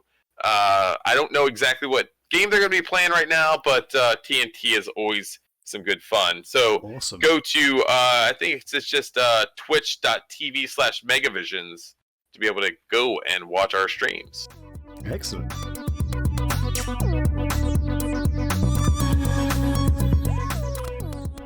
Okay, welcome back. And now we're moving on to our next section, which is Picks of the Week. So if you don't know, we will be talking about a couple of movies, TV shows, or video games that we've been playing in the last week that we'd highly recommend to the other person and also to your good selves. So let's jump straight in with it, I guess. And so the first one I'm going to talk about, which I think I mentioned on the show a few weeks ago, I'm going to bring up again, is something called The Adventures of Merlin, or just Merlin, some people call it. Have you ever heard of this, Chris? Yes. Sorry, awkward timing. I just realised you were eating something. It took me a while to unmute myself. Yes, I watched the Merlin, a few episodes of it, and I actually really liked it. I think we started with like the BP show version of it, the BBC show, I think. Okay, yeah. So yeah, it's a BBC show which originally aired back in 2008 to 2012. And it's if you're living in the UK, it's actually currently available on Netflix, and that's how I've been watching it. I did not watch the show back when it was first released. I knew it was a thing. People told me it was really good. I remember my mum saying, "Oh, you'll really love it." And I was like, no, "I've seen the adverts. I think I'll miss it," and I really regret that now because I'm watching it on Netflix. I just thought, I'll just try it out. Tried a couple of episodes, and it's a kind of fun family sort of show that, you know, it doesn't take itself too seriously. There's nothing too violent in it. There are sort of deaths in it, but there's nothing too violent. There's no bad language or anything. It's like a kind of like afternoon family sort of show type thing. But yeah, it's really good, really entertaining. The first few episodes are kind of cheesy and kind of getting used to the characters and stuff. And yeah, I guess some of the storylines feel a little bit more episodic, if that makes sense. So they are more, this is just an episode here, an episode here, an episode here. They don't really link together. Then the episodes start to link together more and more, and then like throughout the seasons, it gets more like epic in a way. And I'm now on the final season, but they've been like the last 3 seasons have just had amazing episodes, like really entertaining. Some of the episodes like early in the season feel like end of series episodes. So like, oh my god, what is going to happen? Oh wow! So I've been really enjoying. I was saying to someone the other day, I think I've enjoyed this more than I enjoyed Game of Thrones. Like, I loved Game of Thrones. I thought it was a brilliant show, like amazing. But I've been really, really getting invested in this. The Adventures of Merlin is better than Game of Thrones. I don't know. I don't know if I could claim it is better, because this is why we get Metacritic delaying user reviews, for until 36 hours. You watch 2 episodes of Adventures of Merlin, you want to go on Metacritic and say that it's better than Game of Thrones. Hell yeah. Graham. All I'm saying is I've enjoyed this more than I did with Game of Thrones. I loved Game of Thrones. I thought Game of Thrones was epic show. This is catering for a different audience, though. What about when they poisoned Joffrey, though? Wasn't that the best episode ever? Everyone was really universally happy after that. Yeah, it was. Yeah, he was such a good baddie, though. He was like a baddie you really hated. I hated him more than I hated Malfoy. Yeah, exactly. You hated him, but it was so good. Yeah, Game of Thrones was amazing. It had you on the edge of your seat every week, but this has just been really fun. I'm saying it's fun in a different way because Game of Thrones is like, oh, anyone can die. Like my favorite character is probably going to die this episode. Oh my god, who's going to die this week? Who's going to get naked this week? Game of Thrones, brilliant. That's like regular BBC like drama TV, isn't it? So, who's going to die? Who's going to get naked? That's kind of how you guys roll, right? Yeah, indeed. Who's going to dye their hair? Except in Merlin, which is not any of that. There are a few episodes where some of the main characters do die, or at least some of the sort of side-ish main characters have been in there for a while. They never dye their hair. No one's dyed their hair, though, unfortunately. I'm gonna ask you something, Graham, and I'm gonna put myself out here, okay? And don't laugh at me when I ask you this question, Okay. because I think most people wonder the same thing, but they're too afraid to ask the question for fear of judgment and any possible repercussions. Was King Arthur a real person?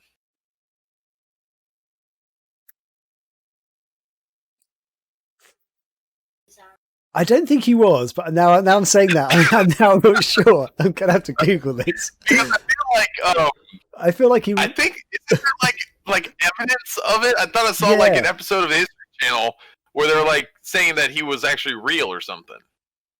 Okay, apparently he was real. That's in my head. I couldn't remember if he was real or it was all fantasy. Because I figured he'd be like your guys' like version of Crocodile Dundee. Kind of, yeah, Crocodile Dundee. He's our Walker Texas Ranger, more like.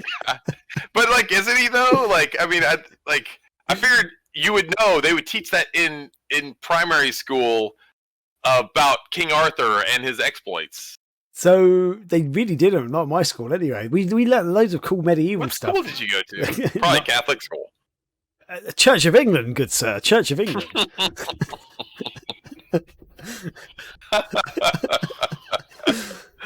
Oh. Yeah. So yeah, I clearly I don't know my own history. Yeah, apparently Arthur was real. I forgot that. Like it's one of those things that there's so many legends about him that you kind of think he's not real. He can't be real. Okay, so next question: was Merlin real? Because that's what we all really want to know. 100%. Merlin's got to be real. Like if Merlin's not real, what's the point? What's the point in all this nonsense? Yeah, I mean that's because he's like the best co-pilot in history, right? Indeed, yeah. Apparently he was real. What? Wait. The wizard? Oh wait, no. Oh, it was Winnie the Pooh. Previous historical and legendary.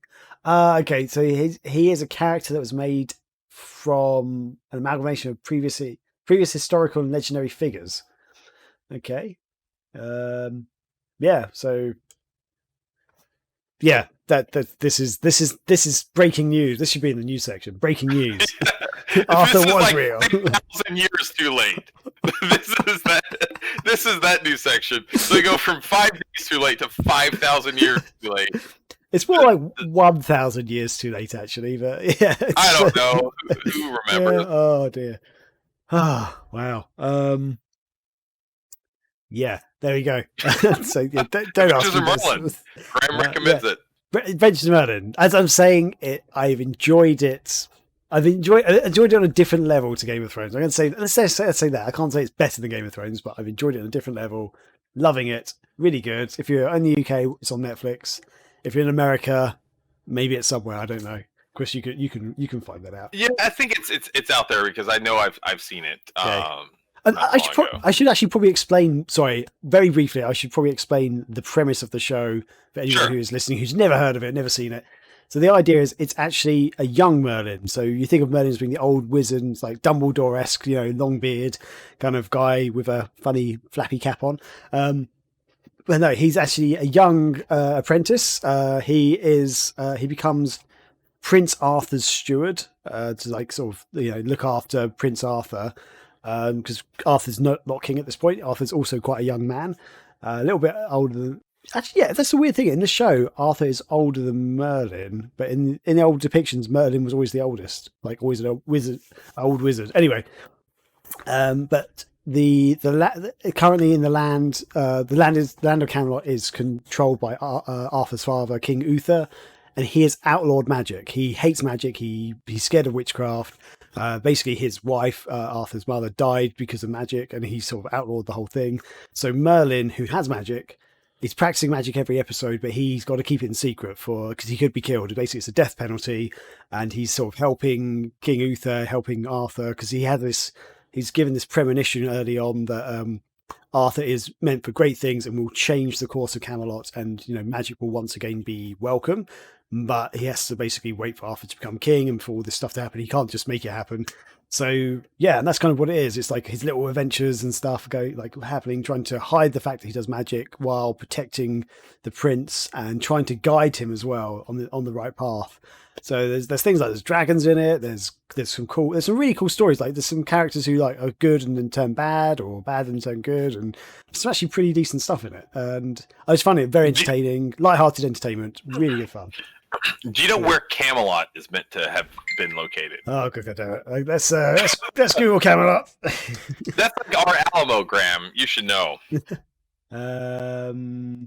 Oh dear. I don't think it's a real thing. The story's located somewhere in Great Britain, and sometimes associated with real cities. Its precise location is not revealed. It's like Hogwarts, basically. It's a thing somewhere in England, and no one knows where it is. If you get on the train at like King's Cross or something, you'll get there. Platform 11 and a half, you'll get there. Don't worry. Right.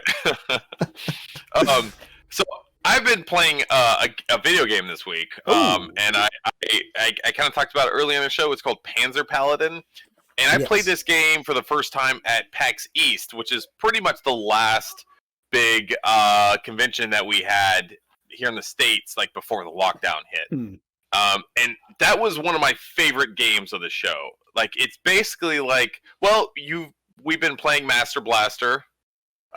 Or Blaster Master. I always get those mixed up.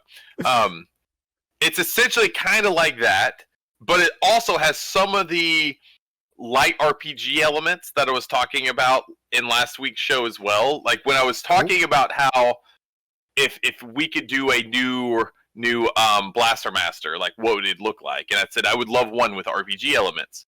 So Panzer Paladin has that in it. It has like you have all these sorts of like items that you can pick up. It's basically like it's meant to look like an 8 to 16-bit like platformer, like side-scrolling platformer type game. So a little bit like Mega Man, but you basically control this like really giant mech, and you have to go to like different cities throughout the world to fight these like local like folklore monsters, if that makes sense. Like so for instance, like you have to fight this monster called Anubis in Egypt. And it's like it's meant to look like kind of like the Anubis god, and in you have to go to Russia, you fight like Baba Yaga, and all these other things that are like monsters that are like specific to regions throughout the world. And there's this whole like backstory behind it. It's pretty crazy, but it's just the simplicity, but also the addition to the customization that they give you in that game is so much fun. It's so crazy how they take just a simple premise and stick with the like the 8 and 16-bit aesthetic, but add in all these like really cool elements to the game to give it a fresh feel for this genre, if that makes any sense. Yeah. I've seen gameplay footage, and you showed me a little clip that you created the other day, and I thought it does look really cool. And I like what they've done with it, like how you can create your own weapons and stuff. Like you pretty much literally drawing a weapon, and there's like a blacksmith area in the game, and it gives you basically like I don't know if you've ever did like Mario Paint back in the day, where you can like draw like with the like the pencil tool, and you're basically like coloring in like pixels per pixel basically to draw something. It allows you to essentially do that, and you have a somewhat limited color palette. I think it's like 5 different colors or shades, but you can design a weapon. But what's neat is as you're designing it, you see like a little video of the mech like using the weapon as you're drawing it in real time, and it's really crazy. I just think that's a really neat element. And apparently there's like there's a feature where there's an online portion to where you can actually share your designs with other players, and it'll randomly pop into other players' games. Ooh, that's kind of cool. So if you design like a really cool like a hammer or sickle or something, you can, it'll have a feature where you can upload that, and like, I don't know, someone else somewhere else in the world could essentially be playing with your designed weapon. That's pretty pretty neat. cool. Yeah, and can you like have weapons that have like a different animation or different function? Like, yeah, so there are different weapons. So and they each have somewhat different abilities. Like there's like icons for each weapon. There's like a slashing weapon that's like a sword, and or like a smaller knife. There's bludgeon weapons, and there's like spear weapons. Okay, and so they also have different features and different like durability and power. So like if you're using the same weapon over and over again, that weapon, if the durability runs out, it just shatters, and it auto equips to the next weapon that you have, like kind of like in your inventory. Okay. But what's neat is every weapon also has a spell attached to it that you can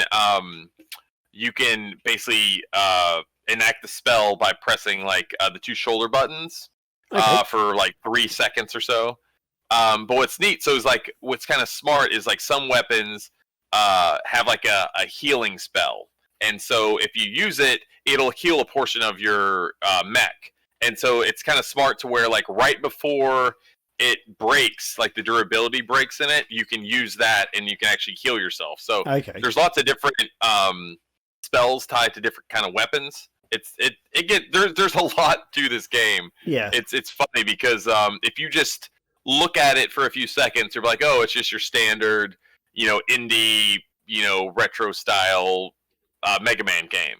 But if you take some time with it, you'll see that it's much more than that. And so I hope people give this game a chance. It's releases on July 21st. So pretty much by the time you are hearing this game should be available. And it's going to be available on Steam and Switch. So, brilliant. Lovely. Yeah, so for those Switch fans out there, you'll be able to get it, and then also on Steam. But this is one of those games that's just ripe for a limited run, release, because there could be so much cool stuff with that. So awesome. Yeah. It does look really cool, I have to admit. One last question on the weapons. You say they can shatter. Can you get them fixed? Is there a way to fix them, or do you have to go and buy a new one or build another one? Or I don't, unless I have not seen where you can go and like fix a weapon, like the durability. Like there's not like a blacksmith shop to where I don't think you can do that. I'm not sure though on like when you get to checkpoints if it also refills the durability for your character, because I think it does for your mech. Right. But it's the thing is though that's really cool about the game though too is that the level design is done in such a way where there's certain portions where you have to come out of your mech. And when you do that as like your little character, you have like this Castlevania like style whip, which is really cool, like what you can fight with. But you can't take very much damage before you die. It's like 2 or 3 hits and you're dead. But the game kind of puts you in situations where you have to come out of your mech to access like a certain area, and then you can get there, and then somehow you can like call your mech back on a certain platform, and it rematerializes, and you can jump back in and keep going. Okay, that's pretty cool. So there's some really cool stuff, and there's actually some pretty gnarly platforming elements at certain points in the game, and you have to definitely use like your full arsenal of like jumps and moves and dashes and everything else that's in there. That's cool. There's a lot to the game, so I hope people check this game out and don't sleep on it. Cool. And so, moving on, what's your next pick of the week? My next pick of the week, oh man. So I talked last week about how we were watching the X-Men and Wolverine series. Yes. And so we finished Dark Phoenix, which was the next one after, I think it was, what was the last one? Crap, I can't remember. I think it was X-Men Origins, I think. Okay. And so we finished Dark Phoenix, and then we went to the original X-Men, which was this one that started it all back in 2000. Yep. And I think I said last week that whatever movie came before Dark Phoenix I can't. Apocalypse. Apocalypse. That's what it was. It was Apocalypse. Yeah. I was saying that movie was not as bad rewatching it later on than I remember it being. Yeah. I will go on the opposite side with X-Men. Really? It's way worse than I remember it being. It is not good. It is not good. The one thing that I say that it did do right is it got Sabretooth much better than it did in the Wolverine movie, because it was just horrible. I was happy that they had that at least. There were some good parts in X-Men. Like, I actually liked God, I can't remember his name, the Senator's character. Okay, yeah. I thought that whole element of involving like this radical senator that is just all in arms against the mutants is a really smart idea, because you've seen that time and time again. We've even seen that in the video game industry, like what this like radical senator or congressman can do. And so I think that was like a really cool part to it. But after all that, I feel like the movie just kind of fell apart. Oh, really? Okay. Yeah. Okay. I was not a fan of Wolverine in this movie. Hugh Jackman, it was terrible. Wow. Okay. It's just I didn't like even Donut Lord, who was also playing Cyclops. I was not feeling him in this. I bet you forgot about that, Graham. The Donut Lord is Cyclops. I don't know who Donut Lord is. I don't know that reference. The Sonic movie. Oh, of course, yeah. Come on, I forgot that was a joke in the movie. Oh, yeah. No, yeah. I've seen the original X-Men quite a few times, so I can remember it pretty well. I'm not going to say it's the best of the X-Men movies, and it's probably not the best superhero movie out there. I think it holds up quite well, because I didn't see it that long ago. Maybe like a year or two ago I saw it. There are bits in it that are probably not as good as I remember, but the one thing I never liked Cyclops in those movies, partly because of he has to like press a button on the side of his visor, which he never used to do in the cartoon from memory.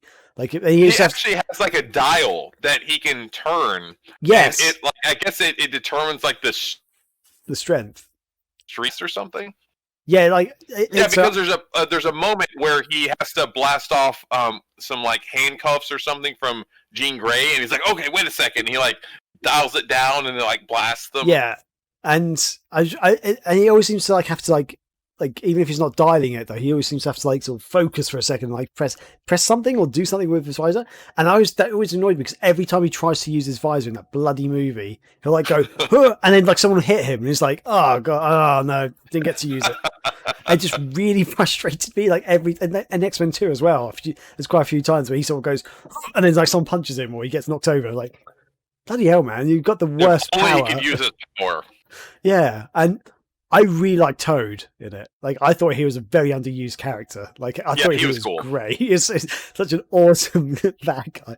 Except he was shooting those like weird loogies at everybody. That was gross. It's funny. Yeah. But yeah, that's a perfect example. In the is it Grand Central Station he's in, or they're in a train station or something? And and like Toad's on the ceiling, and like Cyclops is about to like use his visor thing, and then Toad just like whips his tongue at him, like breaks it off, and they like lasers are just coming out his eyes, and like puts a hole in the ceiling. I was like, this is awesome. And Toad is cool. It was kind of sad to see how young Patrick Stewart and Ian McKellen were in this movie.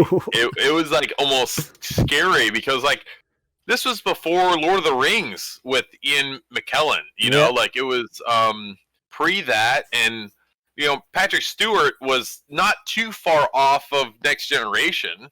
Yeah. And so he still looked very young. I mean, think about it, this is 20 years ago. And I will say, man, out of anyone, I will say, like, Hugh Jackman and Donut Lord still look great after this. Yeah, they do. You know, this is 20 years ago. They're still, you know, strapping young lads. And so, man, good for those guys, right? Yeah, absolutely. Yeah. And One thing I didn't like was Rogue. I thought that waste of a character. Like in the cartoon series, I know. Oh yes. They haven't really had an origin story or whatever at this point, but yeah, like in the cartoon series, she was amazing. Like she could fly. She was super strong and stuff. She had that awesome Southern accent too. Yes, she did. That was super sexy. Yeah, hi sugar. Like she was great. And it was funny because as we were watching it, I had to explain to Odin like what her powers were because he didn't understand. He was just like she touched people and they would freak out, but he didn't understand that like what she's really doing is absorbing their powers. Yeah, and so I had to explain that whole thing to him. Yeah, and from humans, she like drains their life force, basically, doesn't she? Like, right. Yeah, I think so. Yeah. And the actual comic book stuff, that's apparently how she got her powers. She actually drained Captain Marvel's powers, like to the point that Captain Marvel lost her powers or something, and she basically got them and took them on permanently. So that's how she got like super strong and like super, could fly. Because I don't think it really shows her being super strong in this movie. Oh, that's the thing. In the X-Men trilogy, X-Men 1, 2, and 3, she doesn't have those powers. She can only drain people's energy. Right, yeah. She's not strong, she can't fly. She can fly. Do you say? No. I think she can't. No, she can't. Yeah, sorry. It sounded like you said she can. Yeah, she can't fly. She's not strong. So it's almost like she's almost at her origin story, but they haven't told the story. And that I was really expecting in like X-Men 2 or 3 for her to really come through. Like it'd be like, aha, she gets her powers or something somehow. Yeah, I think that waste. I don't want to say that I feel like it was miscast because I think the whole character itself was just misdirected. Absolutely. And so, I think the actress, I think she probably did a fine job for what they were wanting.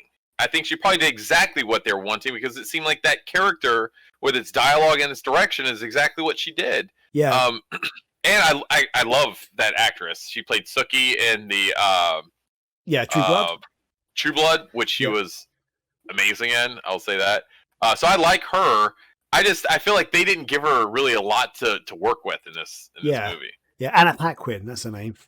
Anna Paquin, yeah. So awesome. I actually think she's a good actress, and as you say, for her character in the movies, she did a decent job. I thought she was actually good. Yeah, she portrayed it well, but yeah, they miswrote and misdirected that character. Yeah. So. Mm-hmm. Yeah, that was probably my biggest disappointment of the whole movie and the whole trilogy. Actually, I mean, X-Men 3 wasn't great anyway, but it's yeah. But it's next up is X2. Yes, X2. I'd love to hear your thoughts on that because if you didn't like X1, I wonder how you feel about X2. Like, I would arguably say X2 is better, but who knows? Yeah, I remember. That's the thing is like I remember really liking these back in the day. Me and my brother Adam and my dad, we would go see these in the movie theater as they released, and I remember coming out like we really liked it. And so I think I remember what happens in X2. But I can't remember for sure if it was X2 or the third X-Men movie that I'm thinking of. Something that they did to Professor X, which I was so mad about coming out of the theater. That'd be 3. But, okay, 3. Yeah, I was like, I swore off I was like, you can't do that. Yeah, exactly. But yeah, no, I'm looking forward to that, and I now that I know that's coming in X3, I want to see if Odin has like the same reaction as I did coming out of the theater. I have one comment about X-Men 2, but I'm not going to say it now. I'm going to wait for you to watch the movie, and then I want to say that comment and see what you say. Okay. Yeah. All right, because we'll probably watch it tomorrow, so I'll be ready to talk about that on the next show. Okay, cool. Yeah, it's just one thing, but yeah, we'll see what you think. Nice. Yeah. What about you? Is there anything else that you've been watching? Yes, there is actually, and I actually watched it this evening before the show. So, have you heard of The Old Guard at all? I think so. I think that might be something that Jamie started watching or something like that. So yeah, it's a new Netflix film, so made by Netflix. Came out a couple of weeks ago, I think, and it's actually based on a comic book of the same name, created by Greg Rucka. I'm not really into comic books, so didn't actually know it was a comic book until after watching the movie. And it stars Charlize Theron. There's only a handful of actually really well or recognizable actors in it, but Charlize Theron is the main one.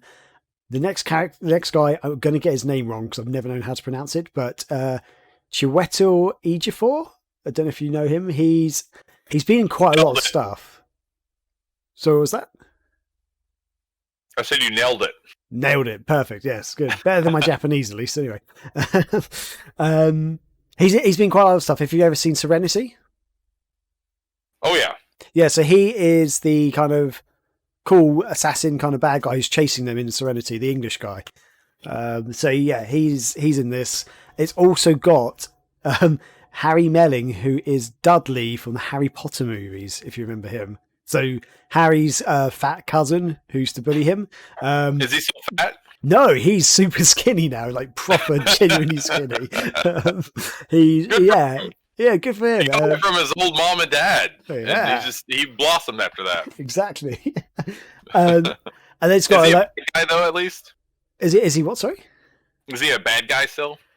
Yes, he is. Yeah, I'll give that. I'll give that. He never changes. Yeah, that guy. Like at one point, it's like, oh, he could be a good guy, and then like literally about 30 seconds after seeing him, it revealed he's a bad guy. So it's like, yeah, it's not really a spoiler, but it's, if you don't know what it's about, give you a very quick rundown. It's basically about a group of undying warriors who are now being targeted for being undying, because they basically can get shot in the head and they will, bit like Wolverine actually, they will re-heal and like the bullet will pop back out or whatever and they're completely healed, but they're basically being targeted for their powers basically.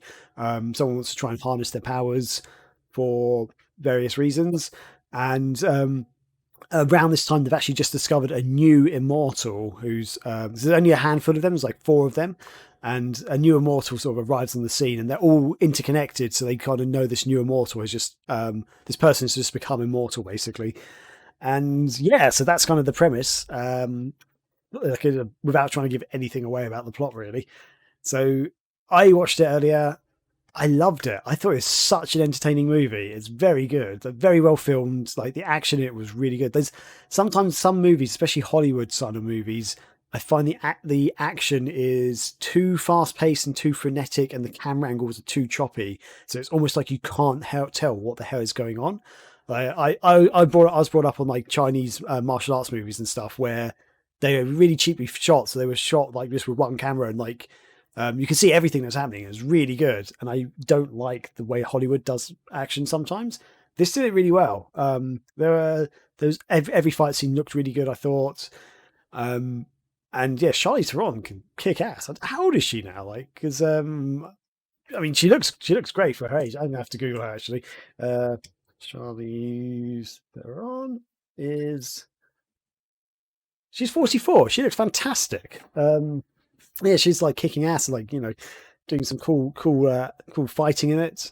And yeah, it's just a fun movie. Did you see the story that came out about her recently about how she was really sad that her character got recast for a Mad Max like prequel?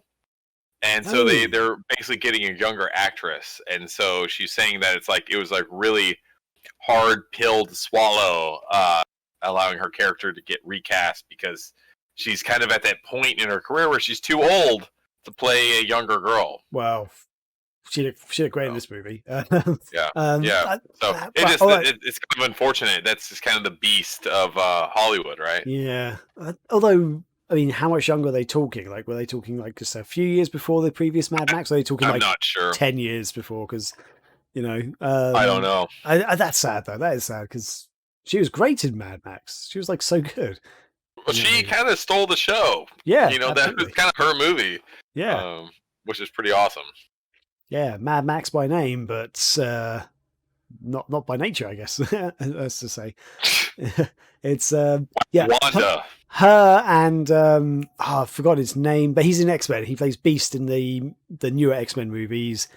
Him in that movie when that line is like, "What a day! What a lovely day!" Like, you know what I'm talking about. Good. Anyway, I thought he stole the show. Both those two were my 2 favorite characters in that movie by far. They were so good. Yeah. Anyway, yeah. So if you haven't seen The Old Guard, I'd recommend watching it. If you like sort of fantasy action movies, I thought it was really entertaining. It's all set in modern day, by the way, so it's not like old medieval fantasy. It's actually modern day sort of sci-fi fantasy. really entertaining. Really enjoyed it. The storyline is simple. It's very easy to follow. Sometimes a simple storyline's worth it. I think really good. So I think more often than not, keeping it simple is better. yeah. Sometimes some movies try to be clever and they just end up being Exactly. like really. And there's a couple of good twists in it as well. There's a couple of twists, I'm actually normally quite good at spotting twists in movies. Like there've been times that I've been seeing them, a character will walk on screen like he's done it, or he's a bad guy, or and then just like no, and then like towards the end of the movie, it's like he was a bad guy, sort of thing. Like yeah, I saw that just by one thing he said. But yeah, in this there's nothing that indicated some of the twists in it. I was like, oh, that's pretty good. Like cool. Okay. So yeah, I let's watch it. Tell me what you think, and yeah, brilliant. There we go. So I guess that ends our picks of the week. So should we go on to another commercial break, my friend?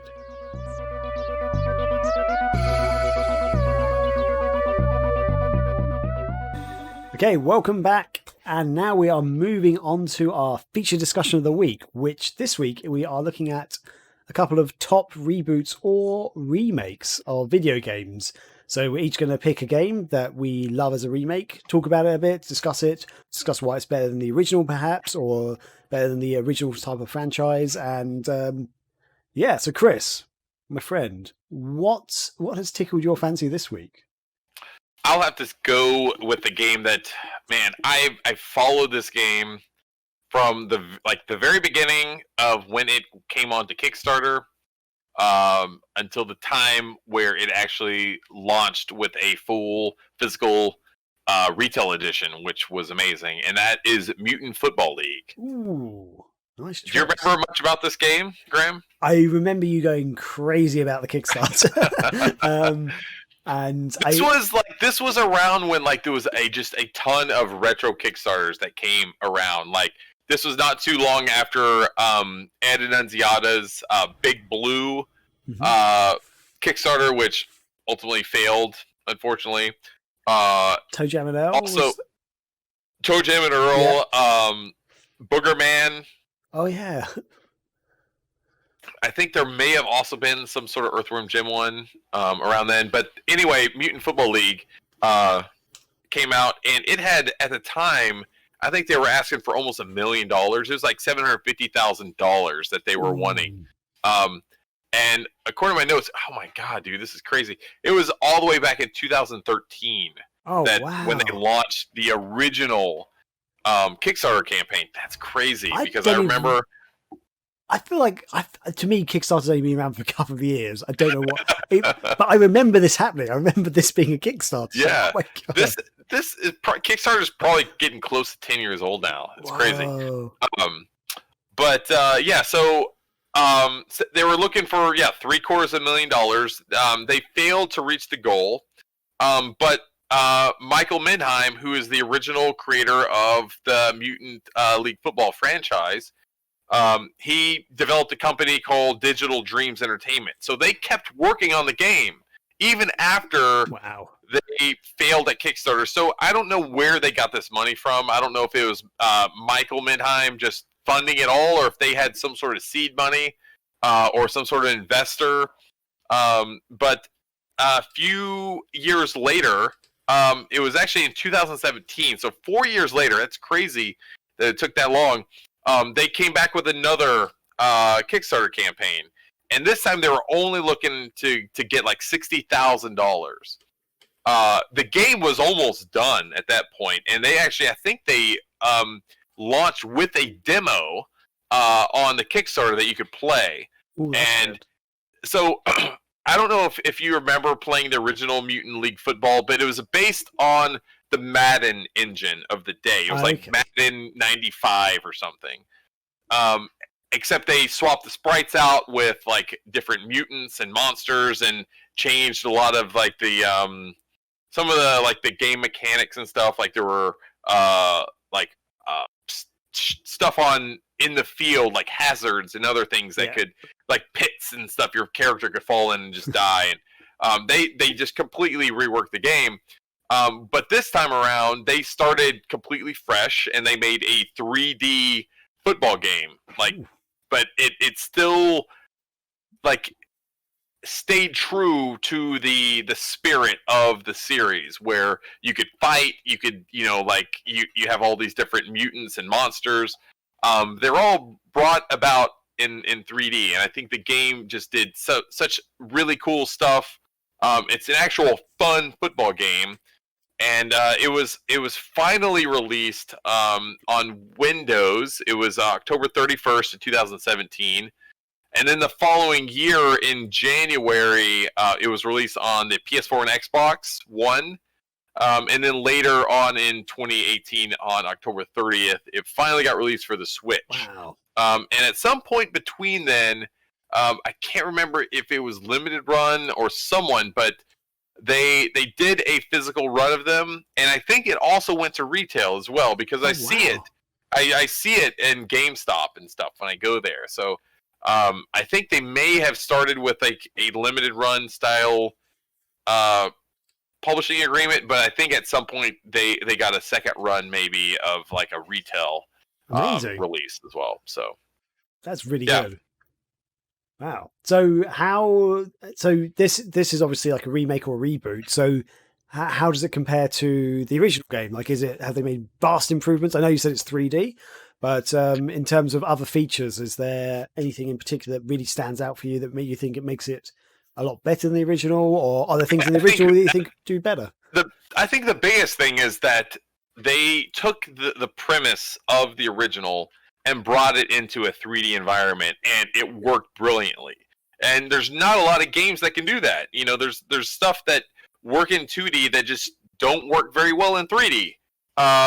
Look at a lot of the Sonic franchise, for instance, and you'll see what I mean by that. But I think the biggest thing to say is that where the developers succeeded in this game is taking that idea and spirit of an arcadey, monster-focused football game and translating that into 3D, and it worked really, really well. I think as a football simulation, it does a lot of things really well. Like nothing superb, when you're comparing it to like the Maddens and other games like that like really focus on the simulation aspect. Like it doesn't do anything crazy, but I think just being able to take the idea and spirit of the game and bring it into 3D is very impressive on its own. Yeah. Okay, that's cool. That's cool.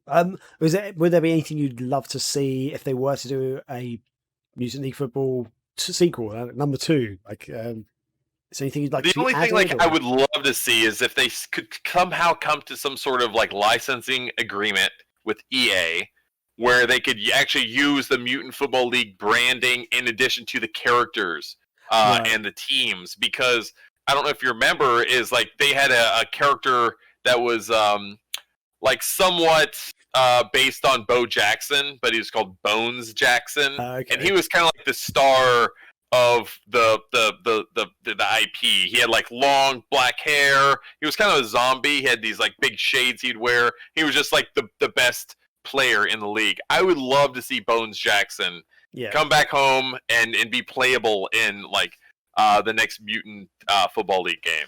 I think that would be amazing. That would be cool. Yeah.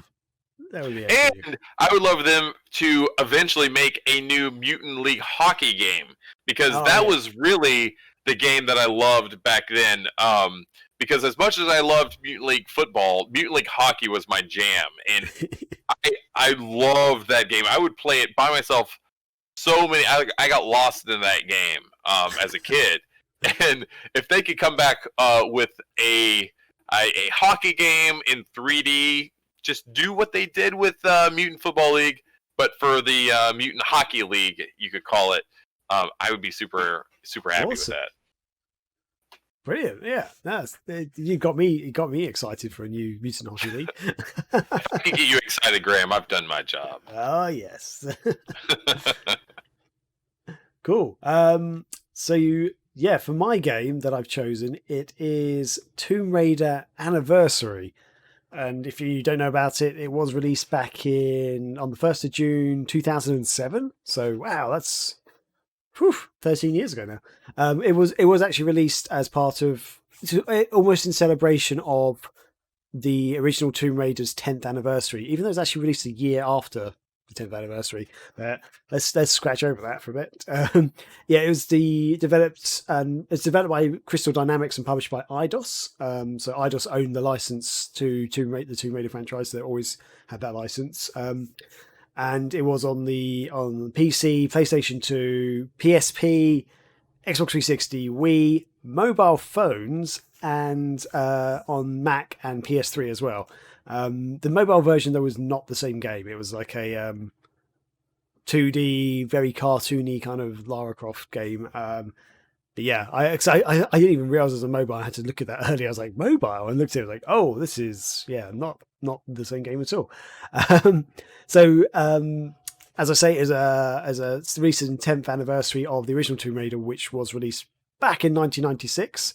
So yes, it's actually 11 years after they released it. So they released this one, and the original Tomb Raider was developed by Core Design, published by Eidos Interactive. Because I actually had to look into this because I remember that Core Design was the original franchise. They made the first 4 or 5 Tomb Raider games plus another one. So I think they made 6 Tomb Raider games, and then they kind of lost the license. I just took it away from them because the games were getting too stale. So this was around the time that actually Crystal Dynamics took over. They made Tomb Raider Legend, and then made Tomb Raider Anniversary based on the Tomb Raider Legend engine. Because the Tomb Raider Legend, if you don't know, completely changed the game. So before that, the games, it's partly down to the technology at the time, but the games were very kind of the movements. Like to do jumps and stuff, you really had to line up your movements and stuff, and the puzzles were quite slow. There's a lot of action in the game, and Lara had some cool moves. She could do backflips and stuff, and she could swim and do handstands and stuff. It was at the time, the first Tomb Raider was amazing. Like all the stuff you could do is like, wow, this is really good 3D game. But that gameplay kind of got slightly stale as it went on. Like Tomb Raider 2 was still fine. Tomb Raider 3 started to get then 4 and 5, and then they released Angel of Darkness, which was just not a good game at all. And that's when they lost the franchise, basically. And so, yeah, with Crystal Dynamics, they kept the kind of similar style Lara, so she could still do cool flips. She still used guns, like 2 guns at a time. But they made it a bit smoother, so she could run around more easily. She could, like jumping was a lot easier. And she has added some more moves to her repertoire, as it were. So, yeah, and so Tomb Raider Anniversary just a few factoids for you. Tomb Raider Anniversary was the 8th entry in the Tomb Raider series. It wasn't ported to Mac and PlayStation 3 until 2011, so 4 years after it was actually released. And it takes place in the same timeline as Tomb Raider Legend, but it's actually set before Tomb Raider Legend, even though Tomb Raider Legend was made first. Yeah, a couple other bits. Like the Wii version had exclusive motion control elements to it, which some people liked, some people didn't. And yeah, but the reason why I loved it was because they basically took a really good game and did quite a risky move, really, because remaking old games and remaking old movies, remaking old games never normally works out quite well. But I think they did a brilliant job because they kept true to the original storyline. They actually got the original writers back on board, or at least 1 or 2 of the original writers anyway, and the original music composer to revamp some of the soundtrack. They added new parts and new scenes to make more of the backstory more coherent. And they kept the level design similar, but they upgraded it. So Lara has a couple of new moves. One of them in particular, she's got this sort of I was about to say a whip, but it's not really a whip. It's like a grappling hook she throws out, and she can like latch onto certain parts of the scenery. She can latch onto like hooks on the wall and like do swing across. So they amped up the some of the puzzles a bit more, and they changed some of the level design slightly, but they kept it quite reasonably similar. So some of the main elements to it were the same. So fans of the original could really enjoy it. But the key thing is that new gamers could actually enjoy it as well, because the new gameplay elements and also the fact that Lara is a lot easier to control. So like just running around, jumping was so much nicer, so much smoother, so much easier. And it's just a really fun game. Because Chris, you're not, as far as I'm aware, you're not a huge Tomb Raider fan, are you? I liked it, like going through the years, like on the PlayStation and Saturn, but it just, for whatever reason, I never really got back into it in the later years as they kind of continue the series. Oh, fair enough. Yeah, because I wanted to ask you a question now. Oh, okay. Okay, so if they made this game today, if they redid the whole thing, like what would you expect to see from the game that would make you actually want to buy it and actually play through it again? Like, how could they continue to improve upon it? So that's a tough one. Outside of just graphics, because that's the easy thing to say. Okay, yeah. So if they were to make Tomb Raider Anniversary Edition, keeping Anniversary of the Anniversary Edition. Yeah. So keeping to the original storyline, the sort of original levels and stuff, I'm really not sure actually, because I was trying to rack my brain to think of any part of this game I didn't enjoy, and from my memory, I loved every second of it. Like I was like, this is actually like I love the original one. I have it on PC, I have it on Saturn. And I played through it a couple of times and thought it was a really great game. But when playing Anniversary, I was like, this is even better. It's just really fun. They've done a really good job of it. I honestly can't think of anything at the moment. I can't think what I would expect from a modern day one other than the great better graphics, to be honest. Is there something that you would consider though? Like, is there something that you thought was missing from those Tomb Raider games? You thought, why? If I made a Tomb Raider game today, I would like a rewind feature from the old Tomb Raider games. Okay. Because the thing is like when you just mistime a jump and you just fall to your death, it's like you're like, God dang it! And so I would love to be able to quickly rewind, like hit like the L trigger. And just rewind back and be like, then I'll just time that jump again, and I don't have to go through all the bull crap of like my last save and finding out some weird crystal shard to save my game. So that was definitely one of the worst things about the Saturn version, because you had to save with the crystal shard. That's how far back I'm going with this series. Oh yeah, if that tells you anything. Yeah, so PC you could save at any point, but you did have to make sure you saved before you died, and also didn't accidentally hit save when you're trying to load a game, which me and my friend did. We died, we tried to load the game, and we hit save, and every time you load that game, saved right when you died. Yeah, actually, we saved just before we died. We were falling through the air, and we're like, quickly load it. We accidentally went to the save button and hit save on the thing, and we're like, and it's like, wait, what's just happened? And it's just like, it was like forever stuck dying. Poor Lara. Oh my god. That's so fast. Aren't we all? Forever stuck dying. Yeah. I think a rewind feature would be quite fun. I think like that you could do some really fun stuff with that. Like just if you're just getting really pissed off, just like because that was the thing that Tomb Raider was one of those games that if you got really annoyed, you just throw Lara off a cliff or something or into a spike. You remember like the Burnout franchise? Yeah. Where it rewarded you for like the biggest wrecks that you get into. What about you could have a feature where it would reward you for like the most violent ways that you made Laura die? Wow. Okay. Because let me ask you this. I know you're saying like I'm the weirdo here, Graham, but did you not ever intentionally make Laura jump off a high object to make her dive to her death? Well, two things there. Her name is Lara, not Laura. You said Laura. Okay, here we go. Secondly, absolutely, yes, I did. That was the thing I did. I don't know if that would just be too bad in today's climate. I don't know if we can get away with that. But wouldn't that be kind of a neat, just to, like if you find some sort of like really like original or clever way to just like make her die in the game, like you get points off that, and that maybe it's too sadistic. That's quite sadistic, but I mean, they could make or someone could make a fun kind of Tomb Raider style game, which is a bit more comical with that as a thing. I think that could work. Yeah, I think because of Tomb Raider's, I'm gonna say realism. It's not really that real, but it's like meant to be like a more human character. That probably would be a bit sadistic these days, but I like the idea. Even the Tomb Raider games that just came out within the last, like 10 years, like there's some really violent deaths for Lara, I keep whatever, for Croft in the game. And like, I don't feel like just throwing some points on the board is really going to make it that much worse. It is a game after all. Yeah. So, maybe we shouldn't be making this is good. This is why we don't make games, people, because we'd probably get in trouble straight away. Chris will come kill her and make some points. I like it. Yeah. And I just want to touch on the fact that I feel like the reboots, the sort of reimagination of the Tomb Raider series that Crystal Dynamics did I prefer it to the modern Tomb Raider games. People love the modern Tomb Raider games, and I can understand why. I've played them. I enjoyed them, but I feel like it doesn't need to be Lara Croft in those games. It could be another female protagonist or any other protagonist, really, because they've changed so much of the gameplay. It's the original Tomb Raider. She was very acrobatic. She could do backflips, some forward somersaults, handstands, as I say. She did cool swan dives into water, or swan dives off a cliff into spikes if you wanted to, Chris. And the same. Did it too, Grant. I did.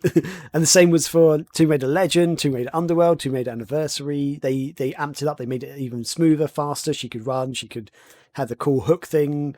She's very acrobatic, very athletic. And then modern ones, and the other key thing was her guns, the weapons that she used. She had the iconic dual pistols. Yeah, the iconic dual pistols, and running around shooting those. And you could get those big machine gun stuff later. Fighting dinosaurs. In the more modern ones, there are still supernatural elements to it, but there seems to be a lot more fighting humans and stuff in the game, which is fine, I guess. But her movements are a lot slower now. She's a lot slower. I'll throw out an idea for you. Imagine this: a trailer launches at the next E3 for the next Tomb Raider game, but the twist is it's also the next Uncharted game. What a twist! And what a twist! It's at the Sony booth, and it's Nathan Drake and Lara Croft teaming up once and for all to get the biggest, most epic jewel or heist that they could do, and they have to join. It's so big that they have to join forces to do it. And it's like a 2-player co-op game. I would buy a PlayStation 5 for that game. One player could be Nathan Drake, and how amazing would that be? That would be awesome. Loads of people. That'd be amazing. I would actually love that game. Yeah. I don't hate the new Tomb Raider games, but I prefer this franchise and the originals for what they were. But yeah, that would be amazing though if we had the Uncharted / Tomb Raider game. That would be really cool, and it kind of makes sense. They're very similar games and stuff. Yeah, but sparks would be flying at some point. Yeah, there could be a love interest scene maybe at one point. Who knows? With her and Sully? Indeed. But just to touch on that last point about the modern Tomb Raider games, the other thing, they've lost the iconic dual pistol. She now uses a bow, which has now become the iconic weapon of her choice. But I feel like it's a big cop-out with games with bows these days. Like, so many video games, like first-person shooters, have bows in them, and they're more powerful than pistols and guns and stuff. Like, it doesn't make sense to me. It doesn't make sense. I feel like she should at least have dual bows. Like, if you're going to give her that, dual crossbows would be pretty cool, actually. That would be pretty cool. Yeah, they just magically reload. Every time. I would love just to see her running around with 2 bows, just like a standard normal bow, just like. But there's arrows knocked into them too. She's but she just can't use them. That'd be so funny. And I just So I do like the modern games, but I prefer these old ones. And I thought this is they did such a good job with this. They took this. But the interesting thing though is, just one little other factor I need to shout out. Tomb Raider Anniversary is the worst performing Tomb Raider game of this. What? Sales wise, it's clocked I would not have guessed that. It clocked in about 1.3 million sales. The original Tomb Raider game got 7 million sales. Wow. So, and at its point, I don't know. I assume the more modern ones have actually done better, but at its point of time when this launched, it was the worst performing Tomb Raider game apparently. I mean, I got that fact off the internet, so take that with a pinch of salt. But I was like, wow, that's crazy. What were the Metacritic user reviews like a few days after this game was released? Oh, I feel like a 10 out of 10.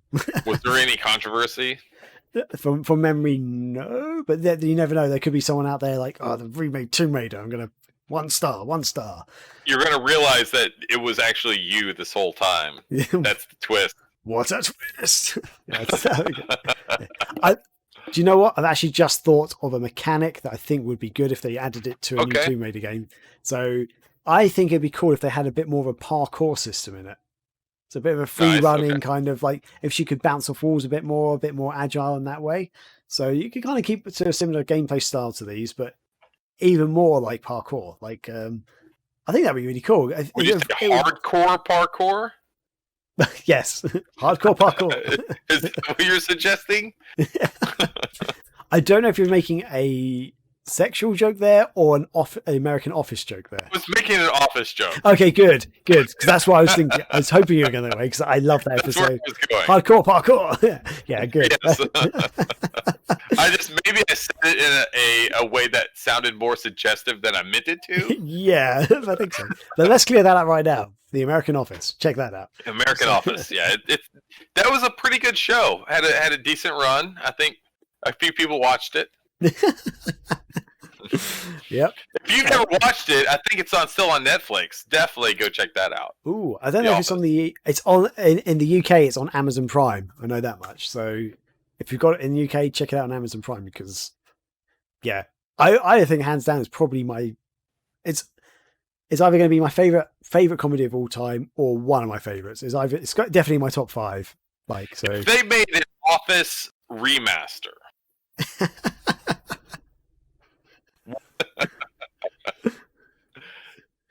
it would all be about Dwight Schrute. That's what it would be. Forget Jim and Pam.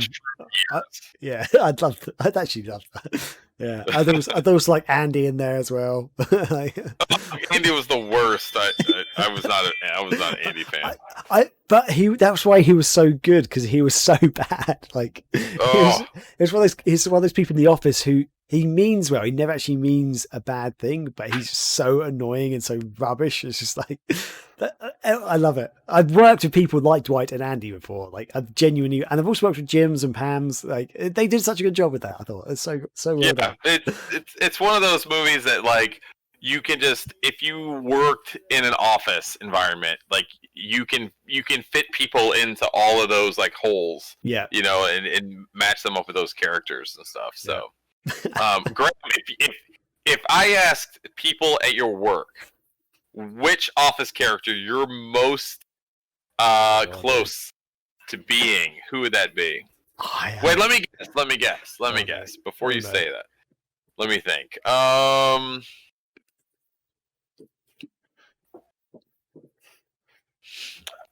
gonna have to go with Creed. I'm a Creed. Oh my god. Wow, I did not expect that. No. I was just kidding. Honestly, like I could see you being kind of the Andy. Maybe I am. Do you know what? Not in a bad way, but you're just like I can see you humming and like doing your little music stuff, and you're just like happy-go-lucky, and you're just like wanting to make other people happy. That's kind of your personality. But you're nowhere near as annoying as Andy. I'll say that. Oh, that's good to know. But you're probably not wrong because I do hum and do sort of sing along, especially at home. I sing along, like, and I did because of the American Office. I will go do. Like a couple of times I've done that. Oh dear. See, you are Andy. Yeah, I think you've nailed it. What about you? What would you be? Everyone that I've talked to that has worked with me, like probably says Jim, but I don't want to be a Jim. You want to be an Angela. That's where you want to be. I would probably rather. God dang it. Who's the older black fellow? Stanley. Yes. That's who I want to be. Is Stanley? Who just. I don't care if I'm there or not. Like I don't care if you fire me. Like just don't bother me. That's the kind of like energy that I want in my life is a Stanley, where I'm just like I don't just leave me alone. Yeah. Whatever. Go back to what you're doing, and just put people in uncomfortable situations where they don't know how to kind of react to that. That's who I would most want to be is Stanley. I love Stanley. He was so good. Pretzel Day. I don't know if you can remember Pretzel Day. Pretzel Day? That's a good day. Man. Yeah. Well, Yeah, there we go. I think that does it for our feature discussion this week. Graham, we've almost been recording for we've been recording over 3 hours at this point. That's. Well, we should probably wrap up the show, I guess. Then We probably should. it is now 3:49 in the morning for me, so that's. I need to go to my parents to see my brother and nephews and stuff tomorrow. So, well, Graham, it's 10:49 at night for me. So you're in the morning. It's fine for you. I'm still late at night over here, and so I've obviously made the true sacrifice for this. Okay, yeah. Although, speaking from experience, normally around 4:30 a.m. it starts to get a little bit light and the birds start coming out, so it's going to be hard to get to sleep. Oh no! Okay. Yeah, well, Graham, we love you for your perseverance and commitment to the podcast. Well, thank you, sir. Thank you very much. And I hope. This. Oh, I was about to say I hope people have enjoyed it. But yeah, what were you going to say? No, I was just going to say that I think it's going to wrap up Megavision's episode 43. We will be back next week to bring you back all the latest and greatest news in the world of gaming and pop culture. This is Chris and Graham, and we are signing off. See you later. Catch you later.